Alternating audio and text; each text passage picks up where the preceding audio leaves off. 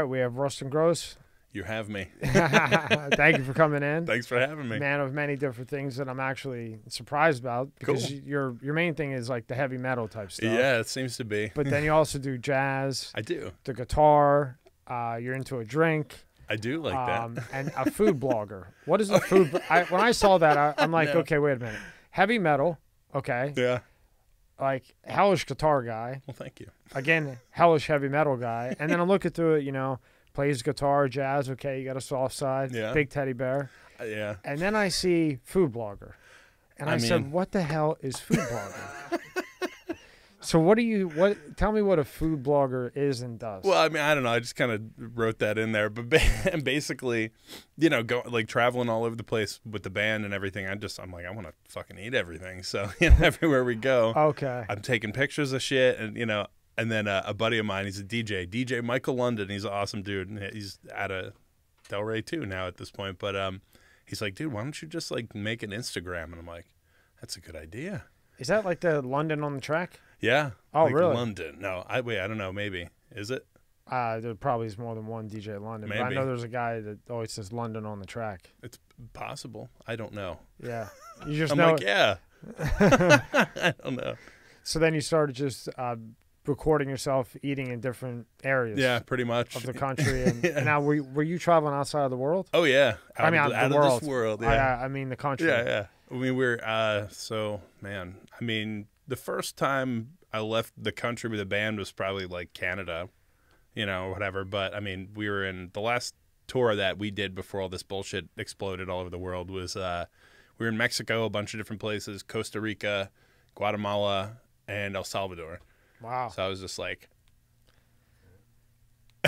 eating food and playing, you know, metal drums. It's fun. So of all the countries you've been to, which country do you like the best food? Oh, man. Oh, best food? Who has the best food that you've been to? Singapore is fucking really cool. Really? Oh, my God, dude. They have these, like, hawker centers, which is, like, huge open kind of quasi-open air food stalls where each stall is, like, a garage door, and it's, like, little old Asian mom, you know, grandma in there cooking up, like, her thing that she does or whatever, you know. And because they have a lot of, like, Chinese, you know, immigrants and then, I mean, Indian and Malay, too, so it all kind of, like, bubbles together and, you know. That's really cool. It's really hard to say which one. There's cool. Mexico is unbelievable. Like, I mean, everything, everywhere. I'm just like, give it to me, all of it. Czech Republic was really cool, too. Czech Republic. Yeah. I wouldn't have thought Czech Republic. Dude, you know, typically, you know, they everything is like, you know, a stew or something. But when we were there last time, because my bass player lives there. He lives in Uishka is what it's called. It's like southeastern Czech. My guitarist and I, you know, he would go to bed and he'd be like, all right, you fucking guys go drink or whatever. And we're like riding bikes around and we wound up meeting this bartender down the street. And we like go in and there's like dudes smoking weed in this bar. We're like, what the fuck is going on? And we talked to this guy and went up hanging out with him. And he's like, oh, I'm going to take you, go eat something. And we went to this place and literally like for the three of us, it was beers like this tall, which I'm not a beer guy, but like, oh my God, the beer there is like milkshakes. It's ridiculous. It tastes good and probably strong. Unbelievable. Right? Yeah. And it's like Pilsner, but it's like smooth. And beer is actually cheaper than water there somehow. Really? Yeah. Because I think it's because I got hops growing everywhere. And where's that at again? In Czech Republic. Czech Republic. Wow. So beer's cheaper than water in Czech Republic. Yeah. That's awesome. For real. I'm going off on a tangent, but we wound up getting all this food and, you know, like ridiculous, like steak tartare, and they have this like Slovakian dish with like sheep's cheese. And we went crazy and we're sharing food and like fat and drunk. And it was like $40 for three of us. And we're like, okay. And by the time you left, how much did you gain? Well, I rode the bike a lot, so it kind of evened out. Kind of evened out. Yeah. Now, how did you get into all this? Before you came on, you said you grew up north. Yep. So you grew up in what, the Poconos? Originally in North Jersey. You know. We won't talk about it. Yeah, right. I fucking outed myself on that already. And then when I was like 18, moved to the Poconos, which that was a whole crazy story in itself. But yeah, and then I was there for maybe like 4 or 5 years something, and then moved to Philly because I had a lot of friends that lived there, and there was music and there was art and all kinds of wacky shit going on there. So I was like, let's do it. Did you ever do the Electric Factory? No, I never played there. But what was the other place? There was the Renegade. Yeah. Fucking Shampoo. Shampoo. Damn. Although it was an interesting place. Oh, You yeah. can make a ton of money playing in that place. for sure. Shampoo, the Cave. The Cave, I don't remember. The Cave was on the corner of Spring Garden and Delaware Ave. And Okay. it was like the Cave was in the back, and that was like before girls were gonna get married, right? And male strippers would come out, yeah. and then in the front was like the club. Right. Guy named Lucas owned it. No, I don't know. Yeah, the That's Cave, crazy. Blue Martini. Oh, yeah. on 2nd Street. Yep. Yeah. I'm trying to think of the place. They had built a bunch of new shit there, like toward the end of while I was there. It was on Spring Garden. Union Transfer, I think, was the name of the place. I don't know. That was cool. Yeah. I never played like a bigger venue in Philly, but in other cities, yeah, but not, of course, the place where I fucking live. You know what I mean? I just remember going to the Electric Factory. That was awesome. Oh yeah, I saw Guar there. So you're in Philly, right? And now, how do you get into the musical end of all this? Like, how do you end up where you're at, where you're going around the world? So, I mean, I always played music, and before I even lived in Philly, I was doing bands, and like the first band I was in was like, a week long, but the second real band that I ever joined, it was like me. I was 14, and everybody was like 36, and we're playing Slayer. But fast forward to Philadelphia, I was in a band with the guitarist that I have now in Master, who's my best friend. We've known each other since we were teenagers. We were in a band called Sylveth, which was like, metal, more metal. I'm gonna get all specific. It was black metal and this and that, whatever. But we had been playing like a lot of local shows and some stuff in Allentown. If you remember Croc Rock, yeah, Lehigh Valley Mall. Yeah, yeah. Yeah. We played Croc Rock a few times, and we had played a few shows. There was a band called Goraphobia, which is like old school, death metal guys, been around forever from Philly, and some of those guys, it's all incestuous, this metal and music and everything. Everybody's fucking playing with each other. And we met a good friend of mine now, Alex Books, who is in a band now called Immolation, but he's been in a ton of bands. And basically he had asked me, once Sylveth had kind of broke up, through his other guy, his other guitarist who owned a record label that had put Master's newer album out. This was like 2006 or 7. He's like, hey, Master wants to come to the U.S. and do a tour. They haven't been there in fucking 20 years or whatever. So, you want to play? I was like, fuck yeah. So I was like 21, 22, doing my first tour with Master. And what they want you to play? Drums. Drums? Yeah.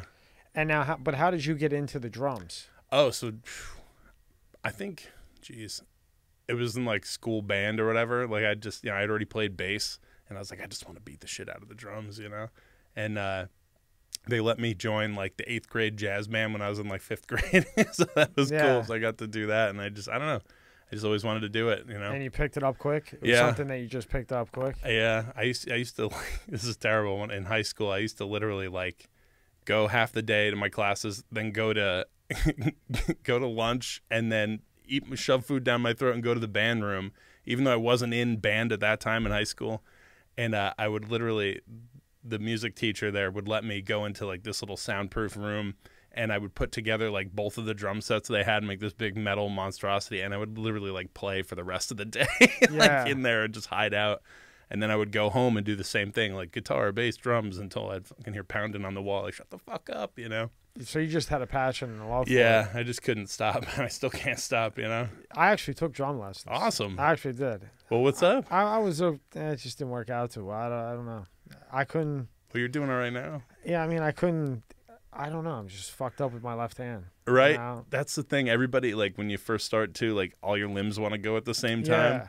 It's interesting. Because I could get the bass, go with my foot. I could do that fine. Yeah. I could keep hitting the tin or whatever the fuck it's called. But when I would have to go to the left hand, that would fuck me up, and I just said, fuck this shit. Well, apparently with drums and like piano, keyboard, or whatever, you're using both hemispheres of the brain, so that's why it's like funky to coordinate. Like it's called limb independence, But like once you can do that, it's like, and there's a funny story about this killer drummer Vinny Caliuta. And he like went to try out for Frank Zappa, and they made him play there's a song called The Black Page, and it's called The Black Page because there's so many fucking notes on it you can't even see, you know what I mean? It's hell. And it was written for another drummer who's incredible, and this guy goes in, he's playing it, and the other drummer is there watching, and while he's playing, he's fucking eating sushi. And like it sounds like 4 people playing drums already. So it's and he's doing this while he's eating sushi. Yeah, that's pretty crazy. The guy just left. Wow. So that's, I mean, you know, he probably has like 2 brains, I'm guessing. You know? Yeah. So now you get into it, and then you said it was Masters that came, and then they took you on their first tour coming back here in 20 years. Pretty much. Like Master had started before I was born, so the band's older than I am. It's like 82, 83, something like that. They really started, and Paul, who's the main dude, started in Chicago, and then lived all over the place, and then wound up moving to Czech Republic and like stayed there. He played in another band that was called Krabathor from Czech, and he stayed there and just kept the band going. And the guys that he had in Czech in the band, at the time couldn't get visas to come play in the U.S., and he was like, well, fuck, I want to play the U.S. again, and that's where I came in, and now I wound up being a full member, however many fucking 8, 10, 12 years later, So now you went on tour with him? Mm-hmm. And then where all did you guys go? Or how many venues did you play? That was like a 2-week tour in the U.S., just all over, like, literally, like, we didn't do Florida, but, like, just like a big circle around the U.S., yeah. That was, it was pretty cool. And that was your opening into it? That was probably my first, like, more legit tour. Okay. Yeah, I had done like a couple small things, one other like just around the kind of like mid-Atlantic region, with another band. But yeah, that was like. But that kind of got you on the map or something to put in like your portfolio. Pretty much, right? yeah. Okay, so you go do a 2-week tour with them, then you come back. Yep. After that, your mind had been a little bit like, wow. Yeah, right? For sure. Oh, everything was a little bit wow. I got fucking reamed out so much on the tour. I was like 21 years old, with these like old dudes that have fucking been doing this shit forever. Were they cool to you though? Oh, no. But like, yes, but not. But like a hard cool. Like yeah, a hard cool, very right? hard cool, like, yeah. And then when you get back and now you have this in your pocket, as a portfolio, where do you go from there? I pretty much just kept playing, or I kept trying to do whatever, I could do. And like, I wound up in Philly. There was a band that was called WOE, which is, again, more specific subgenre. It's called black metal. I think I heard of WOE before. Yeah, I know there's like a Woe Is Me or something too, but I don't know. I might have just heard like in passing at some point. Whoa. Yeah. Everybody used to do the Joey Lawrence, whoa. Yeah. The singer fucking hated that so much. He's like, shut up. Yeah. Come on, man. That's funny. Yeah, right. Yeah.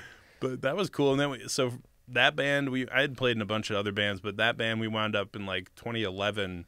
We did a tour with this band Mayhem, who's like this notorious black metal band from Norway. Total sweetheart guys, but that like their big thing that they were known for is like one guy killed another guy, the other guy killed himself, and the other guy that killed the other guy burned a church down, and like all this ridiculous shit.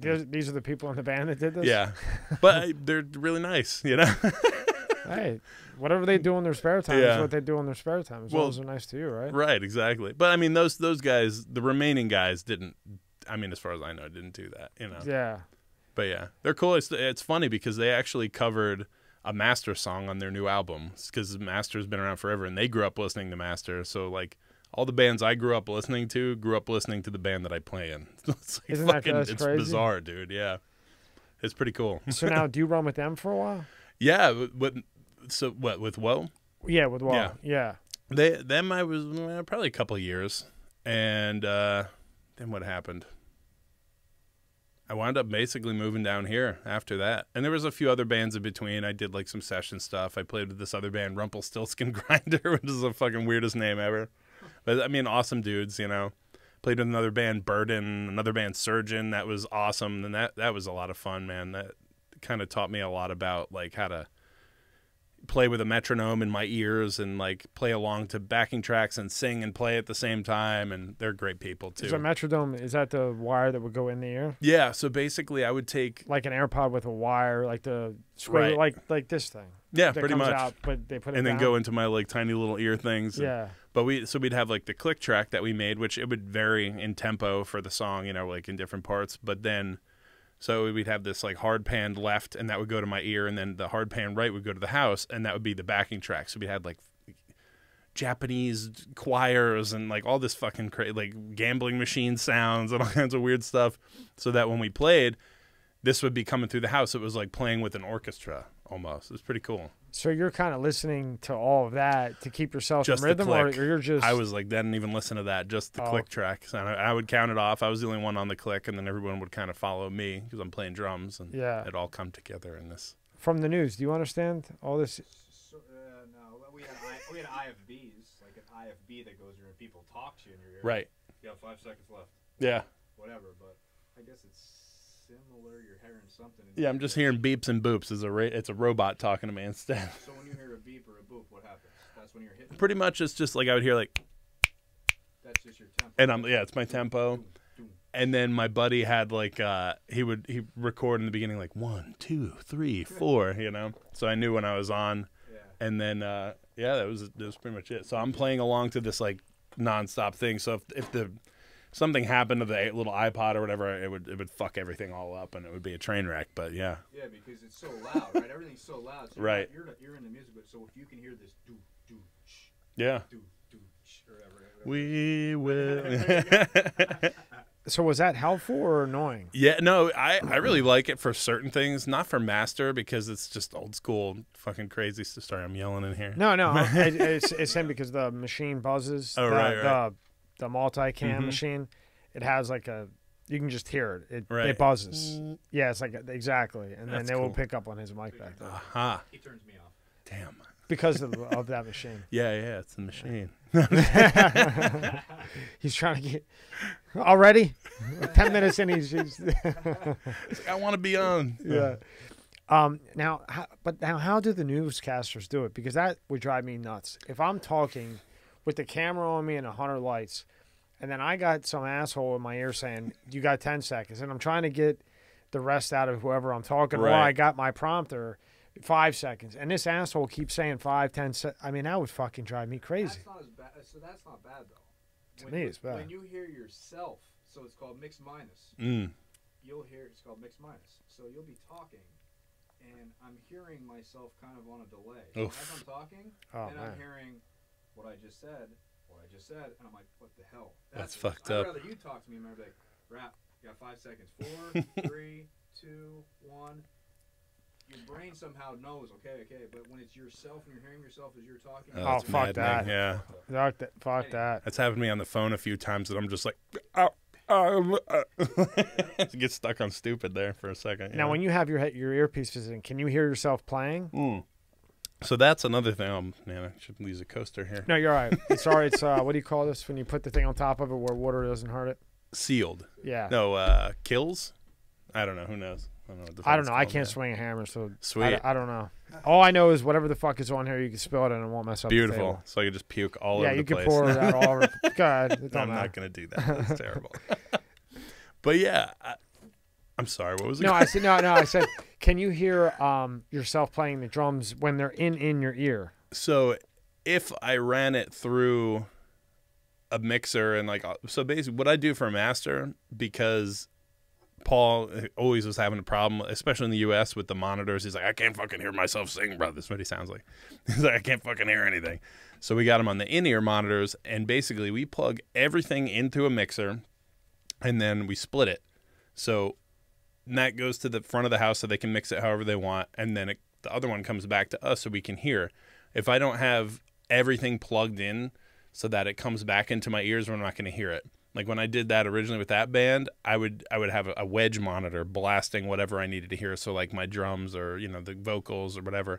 And then what was in my ears, like little in-ear monitors, was just the click.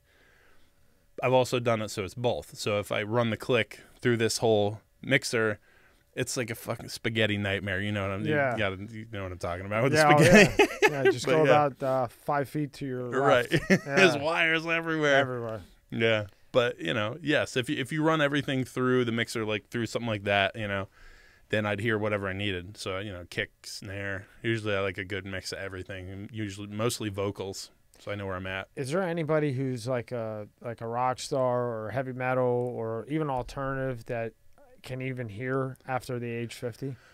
I mean, if you wear earplugs. But you guys don't wear earplugs. I fucking wear earplugs. Do you? Oh, yeah. Oh, wow. Hell yeah. Well, and now, especially with with Master, now that we're doing the in-ear monitors, like they're basically like earplug headphones, but they're like because they're like molded to your ear. noise cancellation type thing. So it's earphone in a way slash earplug. Exactly. Because when I would go to concerts, it'd be so loud, and they're right next to the speakers, and I'd be like, they all have, even the R&B guys have to be deaf by the time they're 50. Absolutely, especially like in the rap guys too, because they just fucking yell into the mic over like backing tracks, like, and loud as hell. Yeah, I mean that's got to take a toll when you're doing like a worldwide tour. I mean, I don't see how it doesn't. Oh, for sure. I mean, before that, I would use earplugs anyway, because I mean, for me, like as the drummer, it cleans up a lot. It takes out a lot of the mid-range frequencies, which normally I want a lot of. But like if I'm trying to hear what the fuck is going on, like it cleans it up a little. It makes it, you know. It takes away like the outside noise, right? Because it's so loud anyway. Right. Yeah. You know, even if you got like a 38-point earplug, you're still gonna hear it. Exactly. It's not like you're not gonna hear it at a metal concert. Oh, for sure. Yeah. Absolutely. Even I mean, you know, the ones I get. I would always get the ones from Walgreens or whatever. They're the just green like, ones? Yeah, or no, not the green ones. They're like blue and yellow. Yeah. But they're like rubber, you know what I mean? You can squeeze them and tighten them. Yeah. Or no, not even those. Those are like the foam ones. These are like they look like a little Christmas tree. Oh wow. And I just shove them in there. The foam ones. Oh yeah, they're like wrapped like a Christmas tree. Yeah, I know what you're talking about. And they have like the cable on them yeah, too. Yeah. That's funny. Those I love those, and they're like $3 for 2 pairs. Can't beat that, right? Yeah. And you'll be able to hear when you're 50. Mm-hmm. Yeah. So you come back, now you're with the WOE, right? Yep. And then how long are you with them, and what made you decide, okay, I'm done with them, now I'm going to go to Florida? Right. So I had recorded an album with them in 2011 that was called oh my god, what is the name of the album? You probably should know that. The worst. You probably should. I don't even remember where I am right now. We'll just pretend he didn't say that. Okay, cool. I didn't say that. So you're with the WOE, and Withdrawal. you decide plead the fifth, right? It's withdrawal. That's But yeah, so then I did that. Basically, it was just like typical band shit. You just fucking get tired of each other, and like nothing was really happening for a while. I wound up playing with this band Surgeon, and then we were going hard on that for a while. We recorded an album with a childhood friend of mine, this dude Kevin Antreassian. He's has a studio up in North Jersey in Rockaway. He wound up playing in a band called DILLINGER Escape Plan, who's awesome, amazing, weird musicians. They're not together anymore. But he recorded a ton of shit, that I've done for years. After that, about a year of just like playing, short tours. I had a kid when I was 27 in 2012, so a lot of my time was, going to that, obviously. But then also I still was touring, so I did a tour with Master. So I hadn't done a tour with Master since 2008. 2013 came around, did another U.S. tour, and that was 32 days in a row of just nonstop fucking metal, which was, I love that. It's back to back. Oh my God, it was the best. Up all night. Well, kind of, yeah. We were in a big RV, and it was 3 of us, and we were just in the back, like, the little, with the queen size bed, and it had this amazing guitar player, Alex Nagel, who's a friend of mine too. And it was a weird fit for the band, but he made it work, you know what I mean? Because I couldn't find anybody else at that time. We needed somebody to fill in. But it was me and Paul snoring and farting with poor little Alex in between us the whole time, just like fucking, But we'd like play the show, hang out a little bit, and then go into the back, and then close the door. And then, bottle of Jack is always on the rider, so we'd have to hide it from the other band because they'd fucking drink it all up, the band that we were on tour with. And be like, all right, we're going to sleep. Yeah, right. We'd just have a glass and fucking pass out, yeah. And why do you think a lot of bands break up? Like being that you're in that industry, like when you see like a band that's really killing it, like what's the most awful? Is it jealousy or like envy or money or drugs? It's all of the above. A lot of times people just, you fizzle out too. But I mean, it's like a fucking relationship where you're not banging each other. It's crazy. You know what I mean? You want to fucking strangle each other sometimes. Other times you're crying, hugging each other. Like, it's ridiculous. But I mean, especially like when you're touring with each other all over the world and like going to these wacky places, and it's like an initiatory experience, so you're really bonded, like it's your brothers, but sometimes you want to fucking kill your brother, what I mean? Yeah, and then it gets to the point where it's somebody's time to go. And sometimes people can't handle it. Really, some people just can't fucking handle it. Now, was that tough for you to be moving around? Now, are you with Did you have a girlfriend at the time? I did. Yeah. Were you bringing her with you?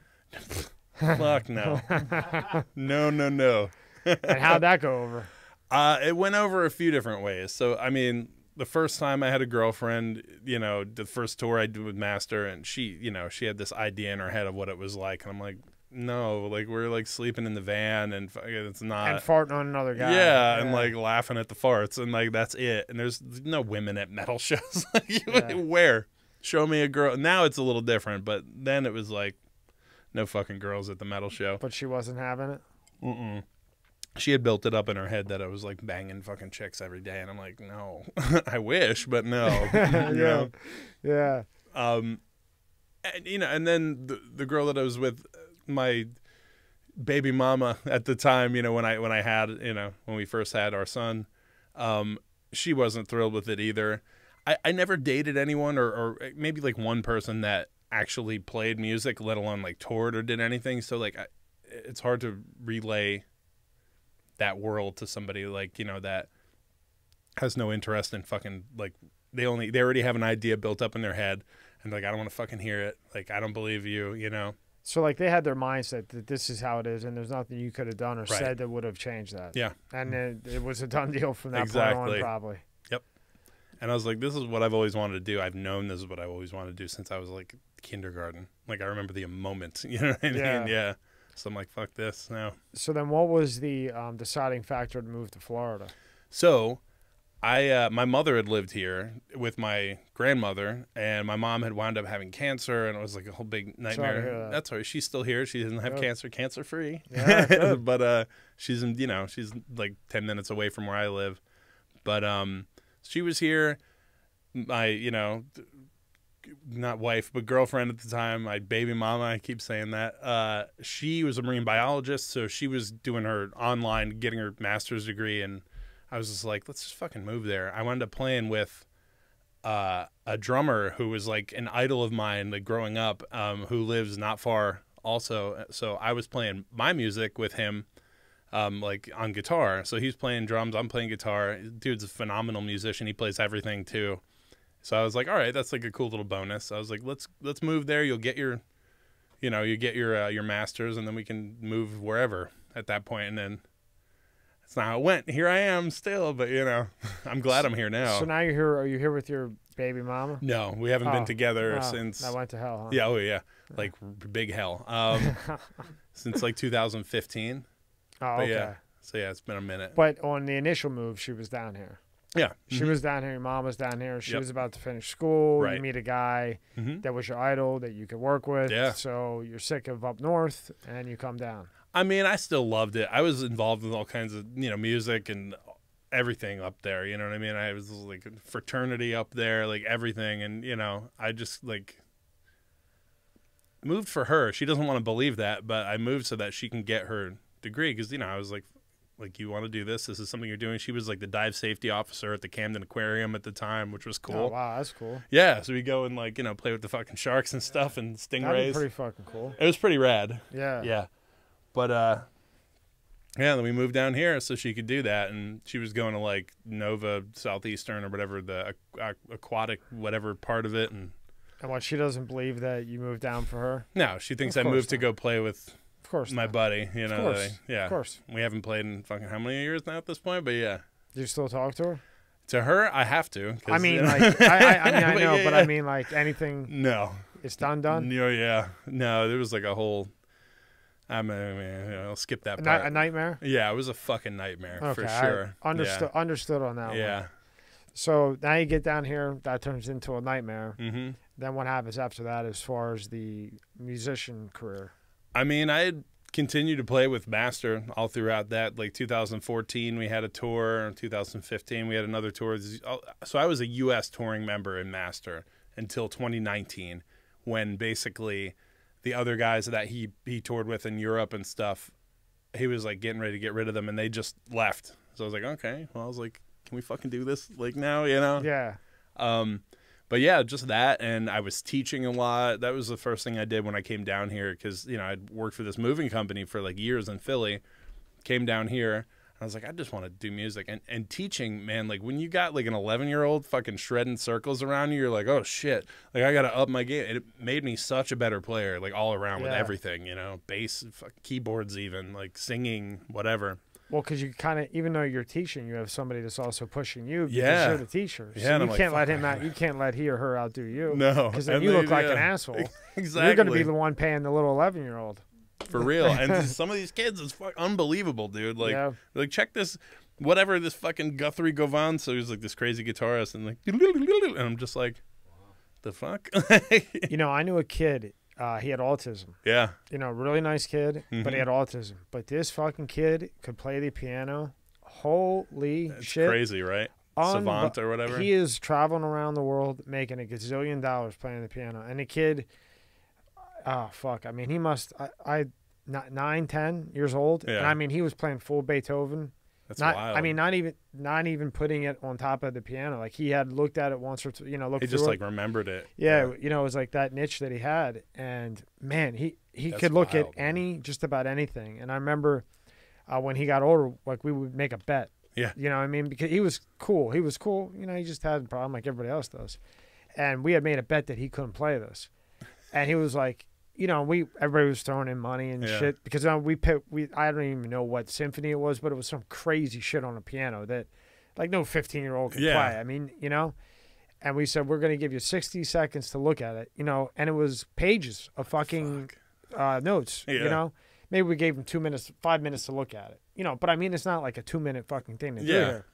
We gave him like 5 minutes. Everybody's putting money out, betting on it. This kid played the whole thing perfect. And people that knew, like I have no idea what he played. Right. Nobody else, none of my other friends even knew what it was. We just went and asked. We went to a music store and said, give us the hardest piano song to play. I know I'm probably butchering how you would actually ask for that. But we all went in and we said, look, give us the hardest piano song or concerto, whatever, whatever it is, dude, to play. So supposedly the guy gave us the toughest one. It was like, I don't know, 10, 15 pages. Kid's 15. He might have been 14. Jesus. And this was not like a top-notch piano. It was like some piano that, you know, my friend's grandparent had, so it wasn't even that good. And this guy's just banging it out and beat all our heads in. And we're like, he's not going to take our money. That motherfucker took all $2,000. It was 20 of us. We did 100 apiece at 15. and I mean, he hit it perfect. Wow. And now he goes all around the world. He's loaded. That's wild. Multi-millionaire. What's his name? His first name was Thomas, but I can't remember. I really seriously cannot remember his last name. Dude, that's crazy. Yeah, and he was real good at school. So he, like, you know, usually you graduate like 18. I think that was 18. It's a little different. I think you can graduate earlier now. Yeah, probably. But he graduated. He skipped 2 grades. So he was, you know, when I was in 10th grade, he was in 12th grade, even though he was younger than me. He graduated at like 15. That's fucked up. 14. You're like, don't worry about this. It was some crazy shit like that. That's wild, man. I mean, good for him, but it was nuts. It's funny every time, like, I mean, this is terrible, but hey, you're saying this, like, every time somebody's like, oh man, you know, you're like compliments me musically, I'm like, oh, the doctor always said I was artistic, you know? Yeah. I was like, whoops. It's insensitive. This is 2021, man. Yeah, that's right. Don't touch a kid. Everybody gets trophies. Jesus. Yeah, for real. Everything else. So then you're with Master, and then when do you start traveling to countries? So, I know what I wanted to ask you before I went on my tantrum. When you do a U.S. tour, how many venues do you usually do? I mean, it all depends. Like the last one we did, what was it? It was almost a month. And usually, like, we try to get it so it's like every day we got a show. Like we don't want days off, you know what I mean? I think it was like maybe 2-3 days off in that whole time, but it was usually about a month, so 30. And then that's roughly. For the year, and then he doesn't tour again in the U.S. In the U.S. Yeah, this past, so before COVID, we were going to be on a 4-month tour cycle. We were going to record an album. So basically, we had festivals all throughout Europe. We had just done Europe last year, but this was like more Eastern Europe, like Ukraine. We were going to play one festival in the U.S., which is Maryland Death Fest, which is like it's like the biggest metal fest, like real metal fest in the U.S. Netherlands Death Fest, a ton of festivals, you know, all throughout Eastern and Central Europe, whatever you want to call it.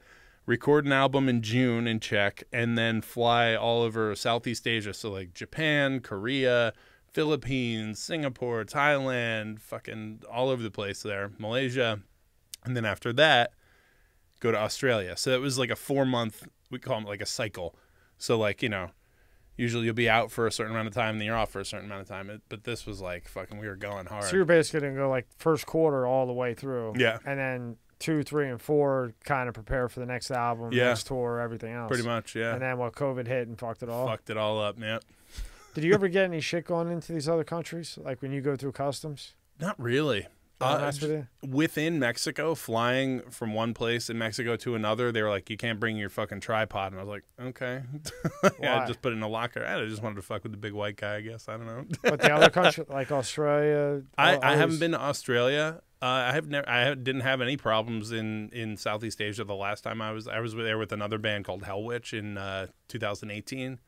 That was easy peasy, man. That was fantastic. I love it over there. It's killer. I just want to eat everything. It's great. That's awesome. You get to do that too. I thank God for like literally, like, you know what I mean? I'm whatever allows me to do this, you know. Yeah. You know, obviously Paul, I thank too. Thanks, Paul. And did you ever get to Korea or no? You never got there? No, we did not. Unfortunately, we were supposed to. That'd be interesting, right? Oh yeah. Well, not North Korea, but yeah. Yeah. Well, yeah. I mean, it was all right. Yeah. It seemed. I don't know how it's going to be. Well, now it's everything's fucked with the clown shoe we got going there. and then you do voiceover? I have, yeah. So I did like. What is voiceover? Like you mean cartoon voiceover? I wish. So I wish you did too. I know. Just for you. One man, one way. Yeah. That's good. In a time before time, in a land beyond. Wow. Shut the fuck Do it up. again. Come on, I'll do a spot for you, dude. Rob, give him something. Give him something to do. Give me like a Star Wars type in a galaxy. All right. In a galaxy far, far away. I can't. I'm like laughing and trying to do it. Do it. It's good. You sound perfect. Thank you. The MSCS Media Podcast. One man, two men, one room. A bunch of fucking spaghetti on the floor. He's a beast. I got to warm it up, you know. That's good, man. So now what would you do that for? That is really fun. Movies? Good. Yeah. No, I actually haven't done that voice. I wish I did, but I did like. That sounds as good as any, if not better than. Thank you. With this microphone, everything sounds good. Yeah, it does. Yeah. These shirts do. Oh, they're great, dude. Yeah. But like, what's the last thing I did? Oh, I did like so I sang like part of the Grinch song. Like, you're a mean one. Like that's another one. Give me the Grinch. Give it to me. Well, what? You're a mean one, Mr. Grinch. You're something like you're. How's it go, Rob? Give it to him, Rob. You really are a heel. I gotta warm it up. I'm like screaming in the mic here. But I did. Close. It was for like a plush toy, like a Grinch plush toy commercial. Really? Yeah, and then. And was that nationwide? I guess I never saw it. Kind of disappeared. So somebody contracts you, like you go online, I'll search for a voiceover act or whatever it is, and then I can listen to voice. Is that how you are? Well, I mean, I had put stuff up on like, oh god, what is it? Voicecast. Yeah, there was a couple websites. I kind of like fizzled out with that. Yeah. I should have kept doing it, but yeah. And where did you record? Just in your house, like in the that one I did in. It was a studio in Pompano. It was this killer studio. I forget the name of it, but it's fantastic. Yeah. But otherwise, at the house, you know, I got like not this mic, but I have like a mic and, you know, record shit. You could do movies. You sound like the guy, you know, they don't play the commercials like they used to. Yeah, it's true. Remember they used to always have commercials for movies, like trailers? Yeah. It was that one fucking guy. Don LaFontaine. Is that his name? Yeah, he died. And motherfucking movie, his voice. It was so good. What was his name? Don LaFontaine? LaFontaine, yeah. See if you could find his voice, but not on YouTube, they don't can. Yeah, that's exactly how. Because I want to hear him and then hear him. But that was like his normal speaking voice. Like it's fucked up. Like, yeah. How many cigarettes this guy fucking smoked? Yeah, that's what it sounded like. The guy was like inhaling like strong cigars, right? It's true. Right, and then like and just burning up his throat to fucking shit. Oh wait. Yep, there 2008. he is. This is him. Yeah. Like then, but maybe, apparently, so there's. I'd like to hear his ass just to compare him because. Yeah, right. I'm curious he's pretty now. Fucking close. Film shit. Yeah, that's him. That's him, huh? Don LaFontaine. Here you go. Here you go. Read that. Born. Read that where he's born. Donald Leroy LaFontaine, August 26, 1940. Born in Duluth, Minnesota. He died. He's dead now. In a quiet town. He died in Los Angeles. Oh, yeah. Which he can't go outside anyway. Yeah, because no. they shut the whole fucking place down God. because the guy's a fucking retard that runs For up the real, joint. dude. Are they going to recall that fucking dude or what? I don't know. I'll be there next week. We'll see what goes on. Yeah, he's got the highest and he's worried about fucking smog. He's worried about smog, and he's got Skid Row 10 miles long. Dude, it's crazy. I couldn't believe I was there in seeing 2013, and it was terrible. I can't imagine how it is now. yeah, the actual Skid Row, I don't even know. It's unfortunate. It's sad. My buddy, near his studio, there's like a whole camp that's been developing. He's like, dude, I gotta get the fuck out of here now. It's like they come and clean it up every couple weeks, but it's like, and he's like, dude, I see like middle school girls going in and out of there. I'm like, that's so fucking terrible. Like Out of Skid Row? Well, it's not Skid Row. It's like more in the South Bay. Oh, yeah. I mean, it's beautiful. It sucks because it's fucking gorgeous. It overlooks the whole shipping yard, you know, and whatever it is, the South Bay area. You can see the ocean, and then, you know, you go out and there's like these fucking homeless people shitting on the sidewalk, and I'm like, that's what I mean. And they're worried about smog and keeping everybody locked in, and, you know. So the last time I was there, I go out there pretty regularly, but like, the last time I was there, they were cleaning it up. Like every couple of weeks, they clean it, and we talked to a couple of the cops there, and they're like, talk to the fucking voters, man. You know, they're like, they were with us on it. They're like, this is fucking ridiculous. Well, they want to defund them. You know, that's crazy. It's fucking ridiculous. So now I know what the voiceover was. I wasn't sure if it was like a cartoon or whatever, but now you should be doing movies. I mean, you're him 100%. Thank you. I even got the hair too. You know? yeah.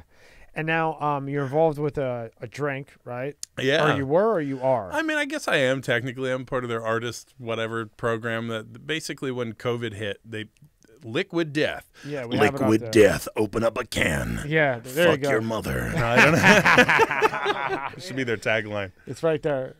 Right there. Somewhere. Oh yeah. So. Yes, murder my thirst. Yeah, murder my thirst. So that's a good opening. Cool side note that the same there was a cartoon on Adult Swim called Mr. Pickles. You could skip that. And it's the same animator, I guess, that does some of their commercials. And so what is this? Fucking it's disgusting. It's seltzer water? So there's regular water, and there's mountain spring water, and then sparkling water from the Austrian Alps. Yeah, that's pretty new. Sheets. Dude, fuck Sheets. Wah wah. Oh yeah, what's your wah wah? That's how you tell like where you're from in Philly. Yeah. What's They're your building wah-wah? them down here. Yeah. I know, it's crazy. Yeah, because down here's what it's basically like the 7-Eleven bullshit. Yeah, 7-Eleven. There's not really a Sheets or a what else do we have up there? That was big. Sheets, Wawa, Cumbies, Cumberland Farm. Cumberland Farms is big. Yeah. Quick Check was in New Jersey. Hess. Hess, yeah. Stations. Yeah, we had Hess stations. I still have some of them little trucks. Do you remember AM PM? No. Do you remember AM PM? Before, remember A Plus, the gas station? Yeah, I remember that. Vaguely. You know Sunoco? Mm-hmm. Okay, so it was AM PM at first. And my grandmother and my step-grandfather had owned a motel and a restaurant right off of the Pennsylvania Turnpike. That's perfect. So as soon as you got off, it was right there. And across the street from their hotel and restaurant and whatever else was AM PM when I was like real little. And then it went to AM PM to A Plus to Sunoco. Right. It was always Sunoco, but it used to be called AM PM because they were always 24 hours. That's wild. Yeah, but it was always Sunoco. That's I guess they just got into 7-Eleven, and I'm like, man, 7-Eleven fucking blows. That's funny. They call it a tall boy. Yeah, I know. a tall boy of seltzer water. People get in trouble for drinking it because it looks like fucking beer, you know? Yeah, like driving, drinking it. Like, hey, like it's water. When I pulled it up, like to have it set up for you. Yeah. Whole Foods. Oh yeah. And I'm sure they have it at Whole Foods. Of course. But when I first looked at it, I said, it's got to be. It's either like a White Claw or it's like an energy drink. Yeah, right. They so is that like the Fiji of like seltzer water? I don't know. I mean, it's water in a can. I mean, it tastes good. It's refreshing, you know. Fuck it. There's a kid drinking a beer. I mean, water. That's what it looks like. Yeah, it looks like a kid with a what's the Molduls? Oh yeah, Which one's that? Miller's Sharps or whatever. No, the Molduls. Modelo? Modelo. Oh, Modelo. Yeah, it looks like a It does Modelo. look like a Modelo. That's Yeah. fucked up. It's funny though. So now they sponsor you? Yeah. That's So cool. when this whole pandemic bullshit hit, they were like, all right, well, you know, people that want to promote it, we'll give you like a discount code, like with your name or whatever you want to make the discount. It could be like, I smell farts or whatever. You know what I mean? And Yeah. somebody goes and puts in the discount code when they go to buy it, and you get like a little bit of a kickback. That's cool. Not Yeah. much, but still Yeah, something, it's you know? something. And you can also say, hey, I'm a part of this. Exactly, You know what I mean? which is cool. So yeah, So I now, like water. on top of the metal, you do jazz I do, yeah. and you do funk. Oh yeah. You got I quite actually just did genre. a country gig this past weekend, so that Did you? was fun. Yeah, Those boys can play. How was the crowd on that one? totally ridiculous. I mean, it's I all went to a- girls. You know, I what went I to mean? a Rascal Flatts concert. Yeah, I've never. They had more people there than the. I went to see the Lakers in semi when Kobe was playing in 2012 or was it 13? I don't know what the fuck that is, Rob, but I'm gonna find it before I leave here tonight. Beeping going on. You folks at home can't hear that. Oh, God fuck. damn it! I'm gonna be tearing this place apart. You're gonna be hearing that shit in your sleep. Like, what is it? Oh, me and him will go nuts to find this thing. But yeah, where was I at? Before? Rascal Flatts. Oh yeah, I went to. There was more people at the Rascal Flatts concert, and I went to a Kenny Chesney's Kenny Kenny Chesney. Chesney. Yeah, Chesney. And there was more people at those two concerts right. than the Lakers playoff game. Oh, I bet. It's I mean, crazy. it's fucking crazy. It's different from, like, you know, I'm used to seeing people, like a bunch of dudes beating each other up, you know, in the audience, and then this was just like drunk girls, like, oh God, And play guys. fucking whatever. Yeah, there's some Yeah. dudes for sure. Yeah. Just pretend it was all girls. Yeah. Let me have my moment. No, Yeah. it was funny. It was funny. It was a It was shit almost show, like but when yeah. I went to it, it was like a Trump rally where there was like Yeah. where the stadium was packed. Yep. Packed. Oh yeah. And then there was people outside because the screen was outside in Yeah. the parking lot. It was like Drinking out there. like a pregame. Yep. They were like pregaming and then gaming and then post gaming. yeah. It's fucking nuts, man. I've been to one of those too. Yeah, you I went like to Rascal Trump Flatts, rally. too. Them 8 times. That's Did my it? favorite fucking country band. Man, Yeah, they could play. I bet some of those, like, I hadn't even heard fucking half these songs. You know, I'm like, what is this? Like, okay, cool. And I listened to it, and I'm like, especially like the '90s ones, like, you know, What was the Kobe big? Teeth. No, Toby Keith. What was it? I It's don't know funny you did that only because know a I kept couple. doing that all weekend. I know Kenny Chesney, Mhm. Rascal Flatts, Tim McGraw, Tim McGraw, yep. Garth Brooks, man. Yeah. Brooks. I never really get. I was more of a Girth Kenny Brooks. Chesney and Rascal Yeah. Flatts. That's like his porn name, Girth Brooks. What's that one song by? What's their big song? Rascal Flats. I like it, I love it. Steps I to don't know. Heaven or something. I have no idea. God bless the broken road. God bless the broken road. Yeah. Sure. Yeah. I But fucking yeah, know. but I mean, do you think country has the biggest following out of any of the genres? I like never even knew that people listened to that until I moved here. I was like, "What? People like this music? Okay." Like, I had no idea. And then when I first moved here, I played bass in like this, whatever you want to call pop country band. You know, it's not like Waylon Jennings or whatever. You know what I mean? They're not fucking, you know, running liquor and shooting each other. They're like, Yeah. you know, banging girls and fucking buses and stuff. you Yeah. know? It's But, just when I saw the following, I was like, "Holy shit!" Yeah, I was surprised. I had no idea, you know, and I haven't even seen it on that level, you know. But I mean, it's popular. It's pop music, man. You know what I mean? Yeah. All that stuff. I think the country used to be the twang, that Right. twang country. Yeah. And it's Yeah. now turned into this pop country that's kind of cool. Right. It could be cool, right? Oh, that's I think Sure. it's- Yeah, because it wasn't so. Yeah, because it wasn't so much like, you know, I'm on my fucking truck with my Right. bud and my fucking blue and yellow fucking nut huggers and my bag of chips and waiting Yeah. for my girl to come home. It started to become like almost like a love song ish, Yeah. pop song ish with the country shit. You know, it's funny though, like hearing the like Blake. What is that? Blake Shelton, God's Country or whatever. Oh, this is God. He just rattles off like stereotypes the whole What was fucking that, song. Rob? What was that, Rob? What? This is God country. God's Country. But it's literally the whole song. Like he's like, we work the land and fucking we go fishing and then we go and fucking shoot some stuff. Yeah, I and put- then it's like, Yeah, now My dog dog, Red. Yeah, and then I lost my dog, my cat, Fred. Yeah, exactly. And I lost my bunny, dead. It's fucking funny, dude. And I'm like, man, like they're That's really selling this shit. That's when I want to put one in the chamber. Mm-hmm. You know, for myself. Yeah, for myself, not Yeah. for anybody else. For me. Yeah. But the other ones, you know, that actually have lyrics, Mm-hmm. that is not just like sitting on my Oh, couch yeah. and shit. Dude, if you watch, there's Mike Judge, the Beavis and Butthead guy. He did, it's called Tales from the Tour Bus. Yeah. And like, there's like clips on YouTube, but he did like a whole, I mean, he did like the whole funk thing. So like Parliament and all that shit, and James Brown. But then he did like a whole country thing. And I watched it and I was like, fuck, these dudes were like out of control.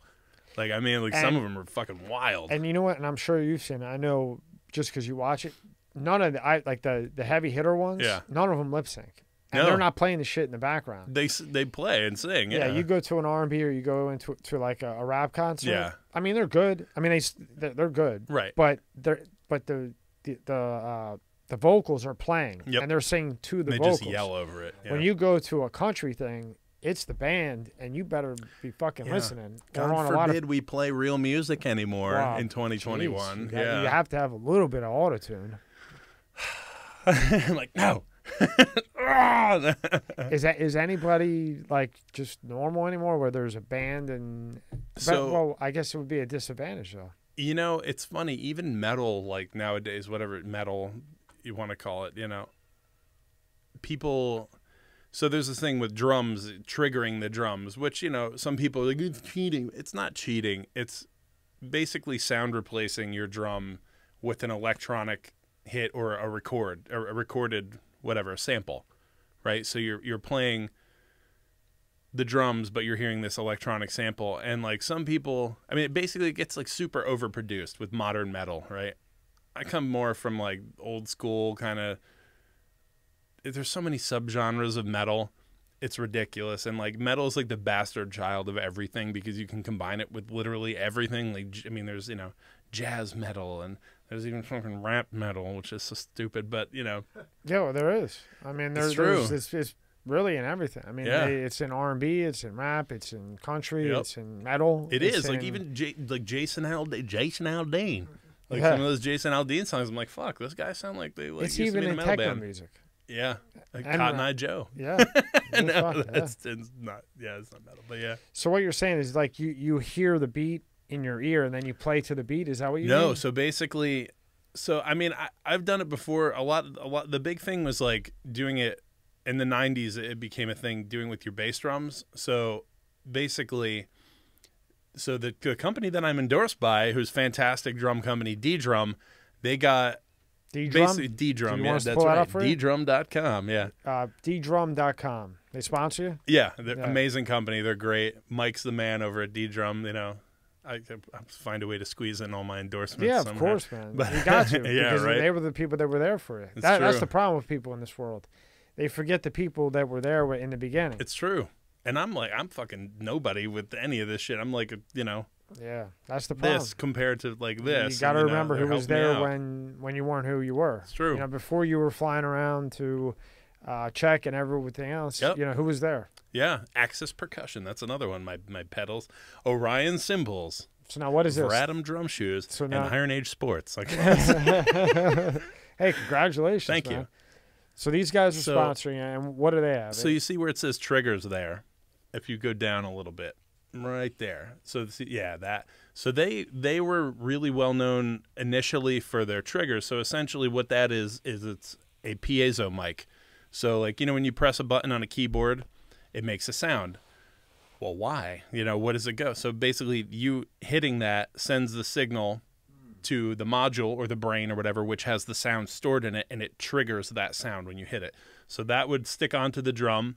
And again, like I was saying, like a lot of the guys in the 90s with death metal and all this shit, they're putting these triggers on the bass drums because when you're going 100 miles an hour, you know, really whatever you want, 200 BPM, 200 beats per minute plus, you're like, it cleans it up a lot when you have this electronic sound or a sample recording of a bass drum, right? I got you. So that's recording what you're playing and cleaning it up. Not even recording it. It's already a recording that you had. It could be an electronic sound, like I could record like a chicken go, you know, and like when I hit the bass drum, I can set it so that it triggers that sound. I got you. So like, You know, That's interesting. Wow. I don't use those with master because master's like fucking old school, and I'm just pounding the shit out of the drums anyway. I don't really need them, you know, and it's not like 300 BPM where it literally sounds like a typewriter, you know, when you're playing. But that was like a big thing, and that kind of like it would blend that sound with the sound of the drums, you know, the natural whatever sound of the drums. Now people do this shit where basically instead of using a trigger, and so they still use triggers too, you know, to get the signal from the hit of the drum, they'll put this program on when they record it so that the waveform of the recording for each track, like say, here's the bass drum track, here's the snare, all these different, they're on different tracks. When the hit happens, it triggers, just the waveform triggers whatever sound you want to put on it, and they sound replace. It's fucking nerd shit, man. But like they sound replace the hit. So, but these guys got big with, you know, the triggers where like they were really well known for that. And then they started making amazing drum sets, and now they're like fucking killing it. And they're coming out with all kinds of awesome, cool new stuff coming up soon. And now, can you buy from them direct, or do you have to go through one of their distributors? I believe you can get through them direct. I mean, I do, but like, you know, they're everywhere, man. You know, they're in like, yeah, Guitar Center and all this shit. So yeah. Okay. Cause you know, like a lot of times they have this stuff, and then like you have to go to like a distributor to get it, you know, say, well, here's our distributors, and then none of them have, of course, the one thing that you want. They, see, yeah, there you go. There's a dealer location. So they're, Guitar Center to the moon. Yep. Yeah. Well, I mean, I'm technically a distributor if you want something. I should have when I got some of this shit. Yeah, well, right. I don't know if I would use any of that, but yeah. Well, I mean, they make drums too. You know what I mean? It's not just whatever. And who else sponsors? Well, we'll get to your sponsors at the end. We'll pull them all off just so that you know, maybe they'll give you a little rub. Yeah, that'd be cool. I like rubs. Now, you say that you're an independent thought researcher. I guess, yeah. I've always just been, you know. What is that? So what is that to you? To me, it's just, you know, exploring. I mean, it started when I was a kid. My mom, you know, was like fucking hippie, and, you know, brought me around a lot of different, like, spiritual things. So, you know, we'd go to church. We'd go to, like, a synagogue. We'd go to, like, weird witchy shit in the woods. And, like, you know, there were, like, nun ladies and, like... It was strange and interesting shit. So, like, I was exposed to a lot of different things like that, you know, spiritually. So it kind of led me to be interested in, well, what the fuck is going on? You know, why am I? Voodoo shit? No, not voodoo shit. More like it was quasi-Christian, but they were like hippie, like super hippie Christian people. I don't know. Like Christian with an edge? Kinda. It was weird. They had like a sweat lodge, and I remember like making like Christian with rainbow hair, maybe. No, not quite rainbow. But yeah. You know, she just like brought me all kinds of different. I remember going to like my dad too. You know, we'd go to like a powwow. You know, so they'd had powwows in North Jersey all the time in the woods. You know. And what do you do? There's just like people dancing and like selling cool like Native American stuff, and you fry bread, and it's just a big fucking, you know. Is it kind of like a trippy thing? Not really. No, yeah, no. It was like families and shit. It was never really anything like that until I got older. But then it was my own thing. But yeah, no. Just, you know, I was always exposed to like different religious and spiritual things, and it kind of always inspired me to later on be like, you know, try to figure out like what the hell's going on, for at least in my perspective. And I have no idea what the hell's going on in this world or anything really, but you know. So in your perspective at this point, what do you think's going on? Oh my God, I don't know. It's terrifying what's happening right now. I think there's some evil shit going on. Well, I know that. Yeah. But I mean, you got to be in a cave not to know that. Yeah, for real. I mean, but through that experience and going through that, like have you figured anything out that you think, or you're still just don't have a fucking clue? Really, that's just applicable. I mean, obviously there's natural laws, right? Things that are what they are. You can observe them, but you know, things are also mutable. Like you can change things, you know, in life. The only thing that I've ever found to be consistent is everything is crazy. Everything's fucking weird. You know what I mean? Like, and that's the only thing. I kind of developed more like an absurdist view on a lot of things. And just, I feel like when I'm open to that, I just have like a lot more interesting experiences. Like, okay, funny example.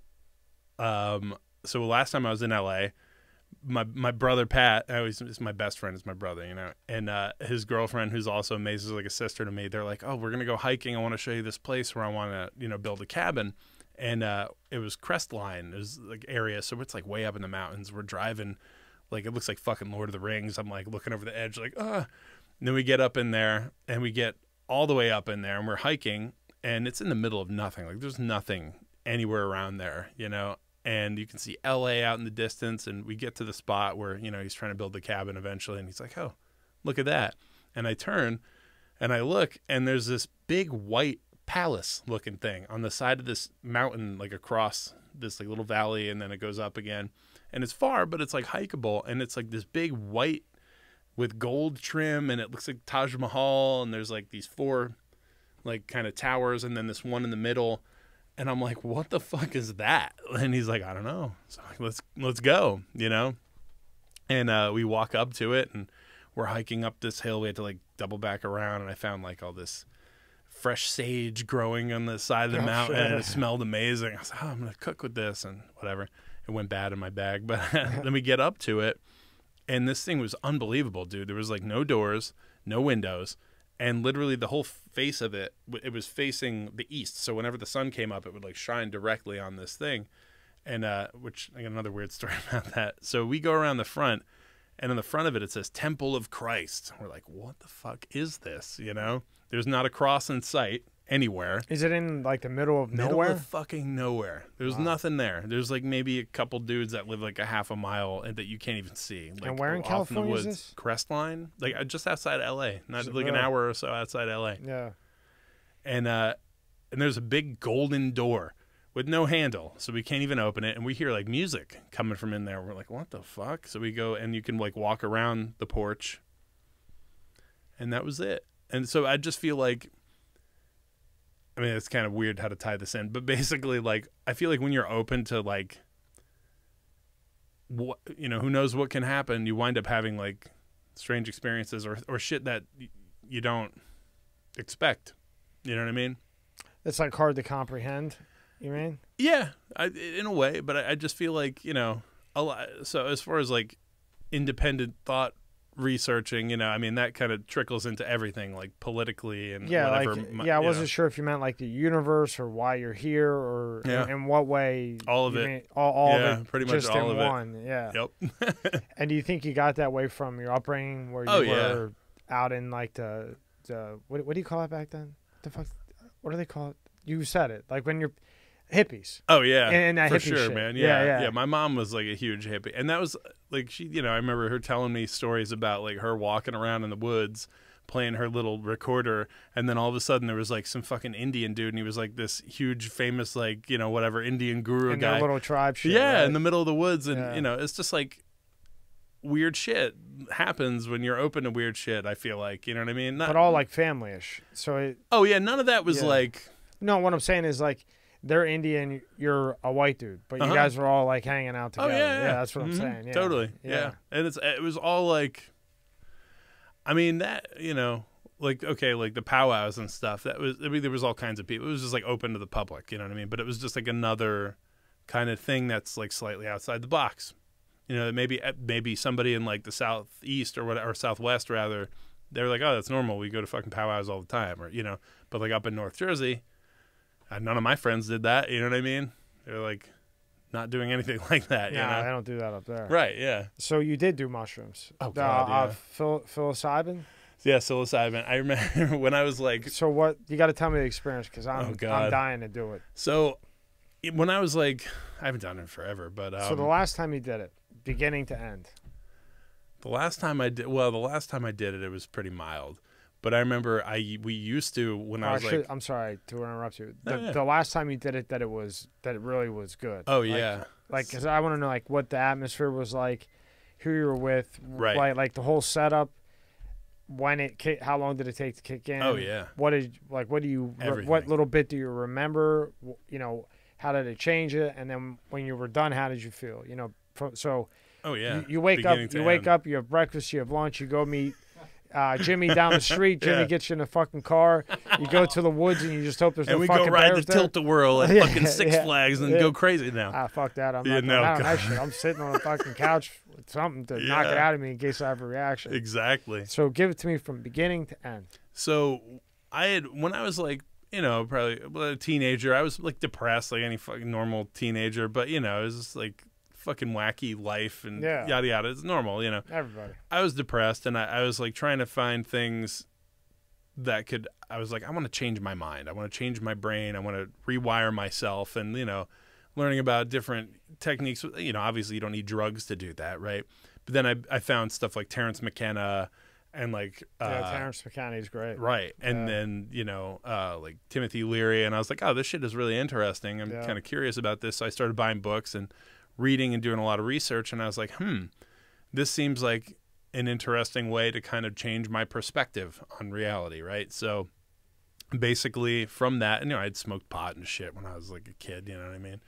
And so what we used to do, we ended up doing it a good amount, you know, between the ages of 16 and 19, and we would fast for like a day or two. I wouldn't eat anything for like a day or two. And then we'd eat I would eat like a quarter ounce by myself. So like it was a lot. And what is it? How much does a normal person take? An eighth is a lot usually for most people. That's like you're gonna have like a fucking good time experience, or a nightmare. You know what I mean? Yeah. But we used to eat a lot, and we'd be out in the woods. So we'd go off into the woods for the day, and there was this place, Hedden Park, I remember, and they had like waterfalls everywhere, and I remember we'd like go way off into the woods. How many people are with you? Like maybe 2 tops, you know. So you, 2 other people, and everybody's going to do it? Mm-hmm. Okay. And that's always the thing. So like if even say like there's somebody that's going to kind of like keep everybody cool and like guide it or whatever you want to call it, the trip guide, that person still does it, but like maybe not as much, right? But we'd all just eat and we were fucking maniacs. So like, I remember, you know.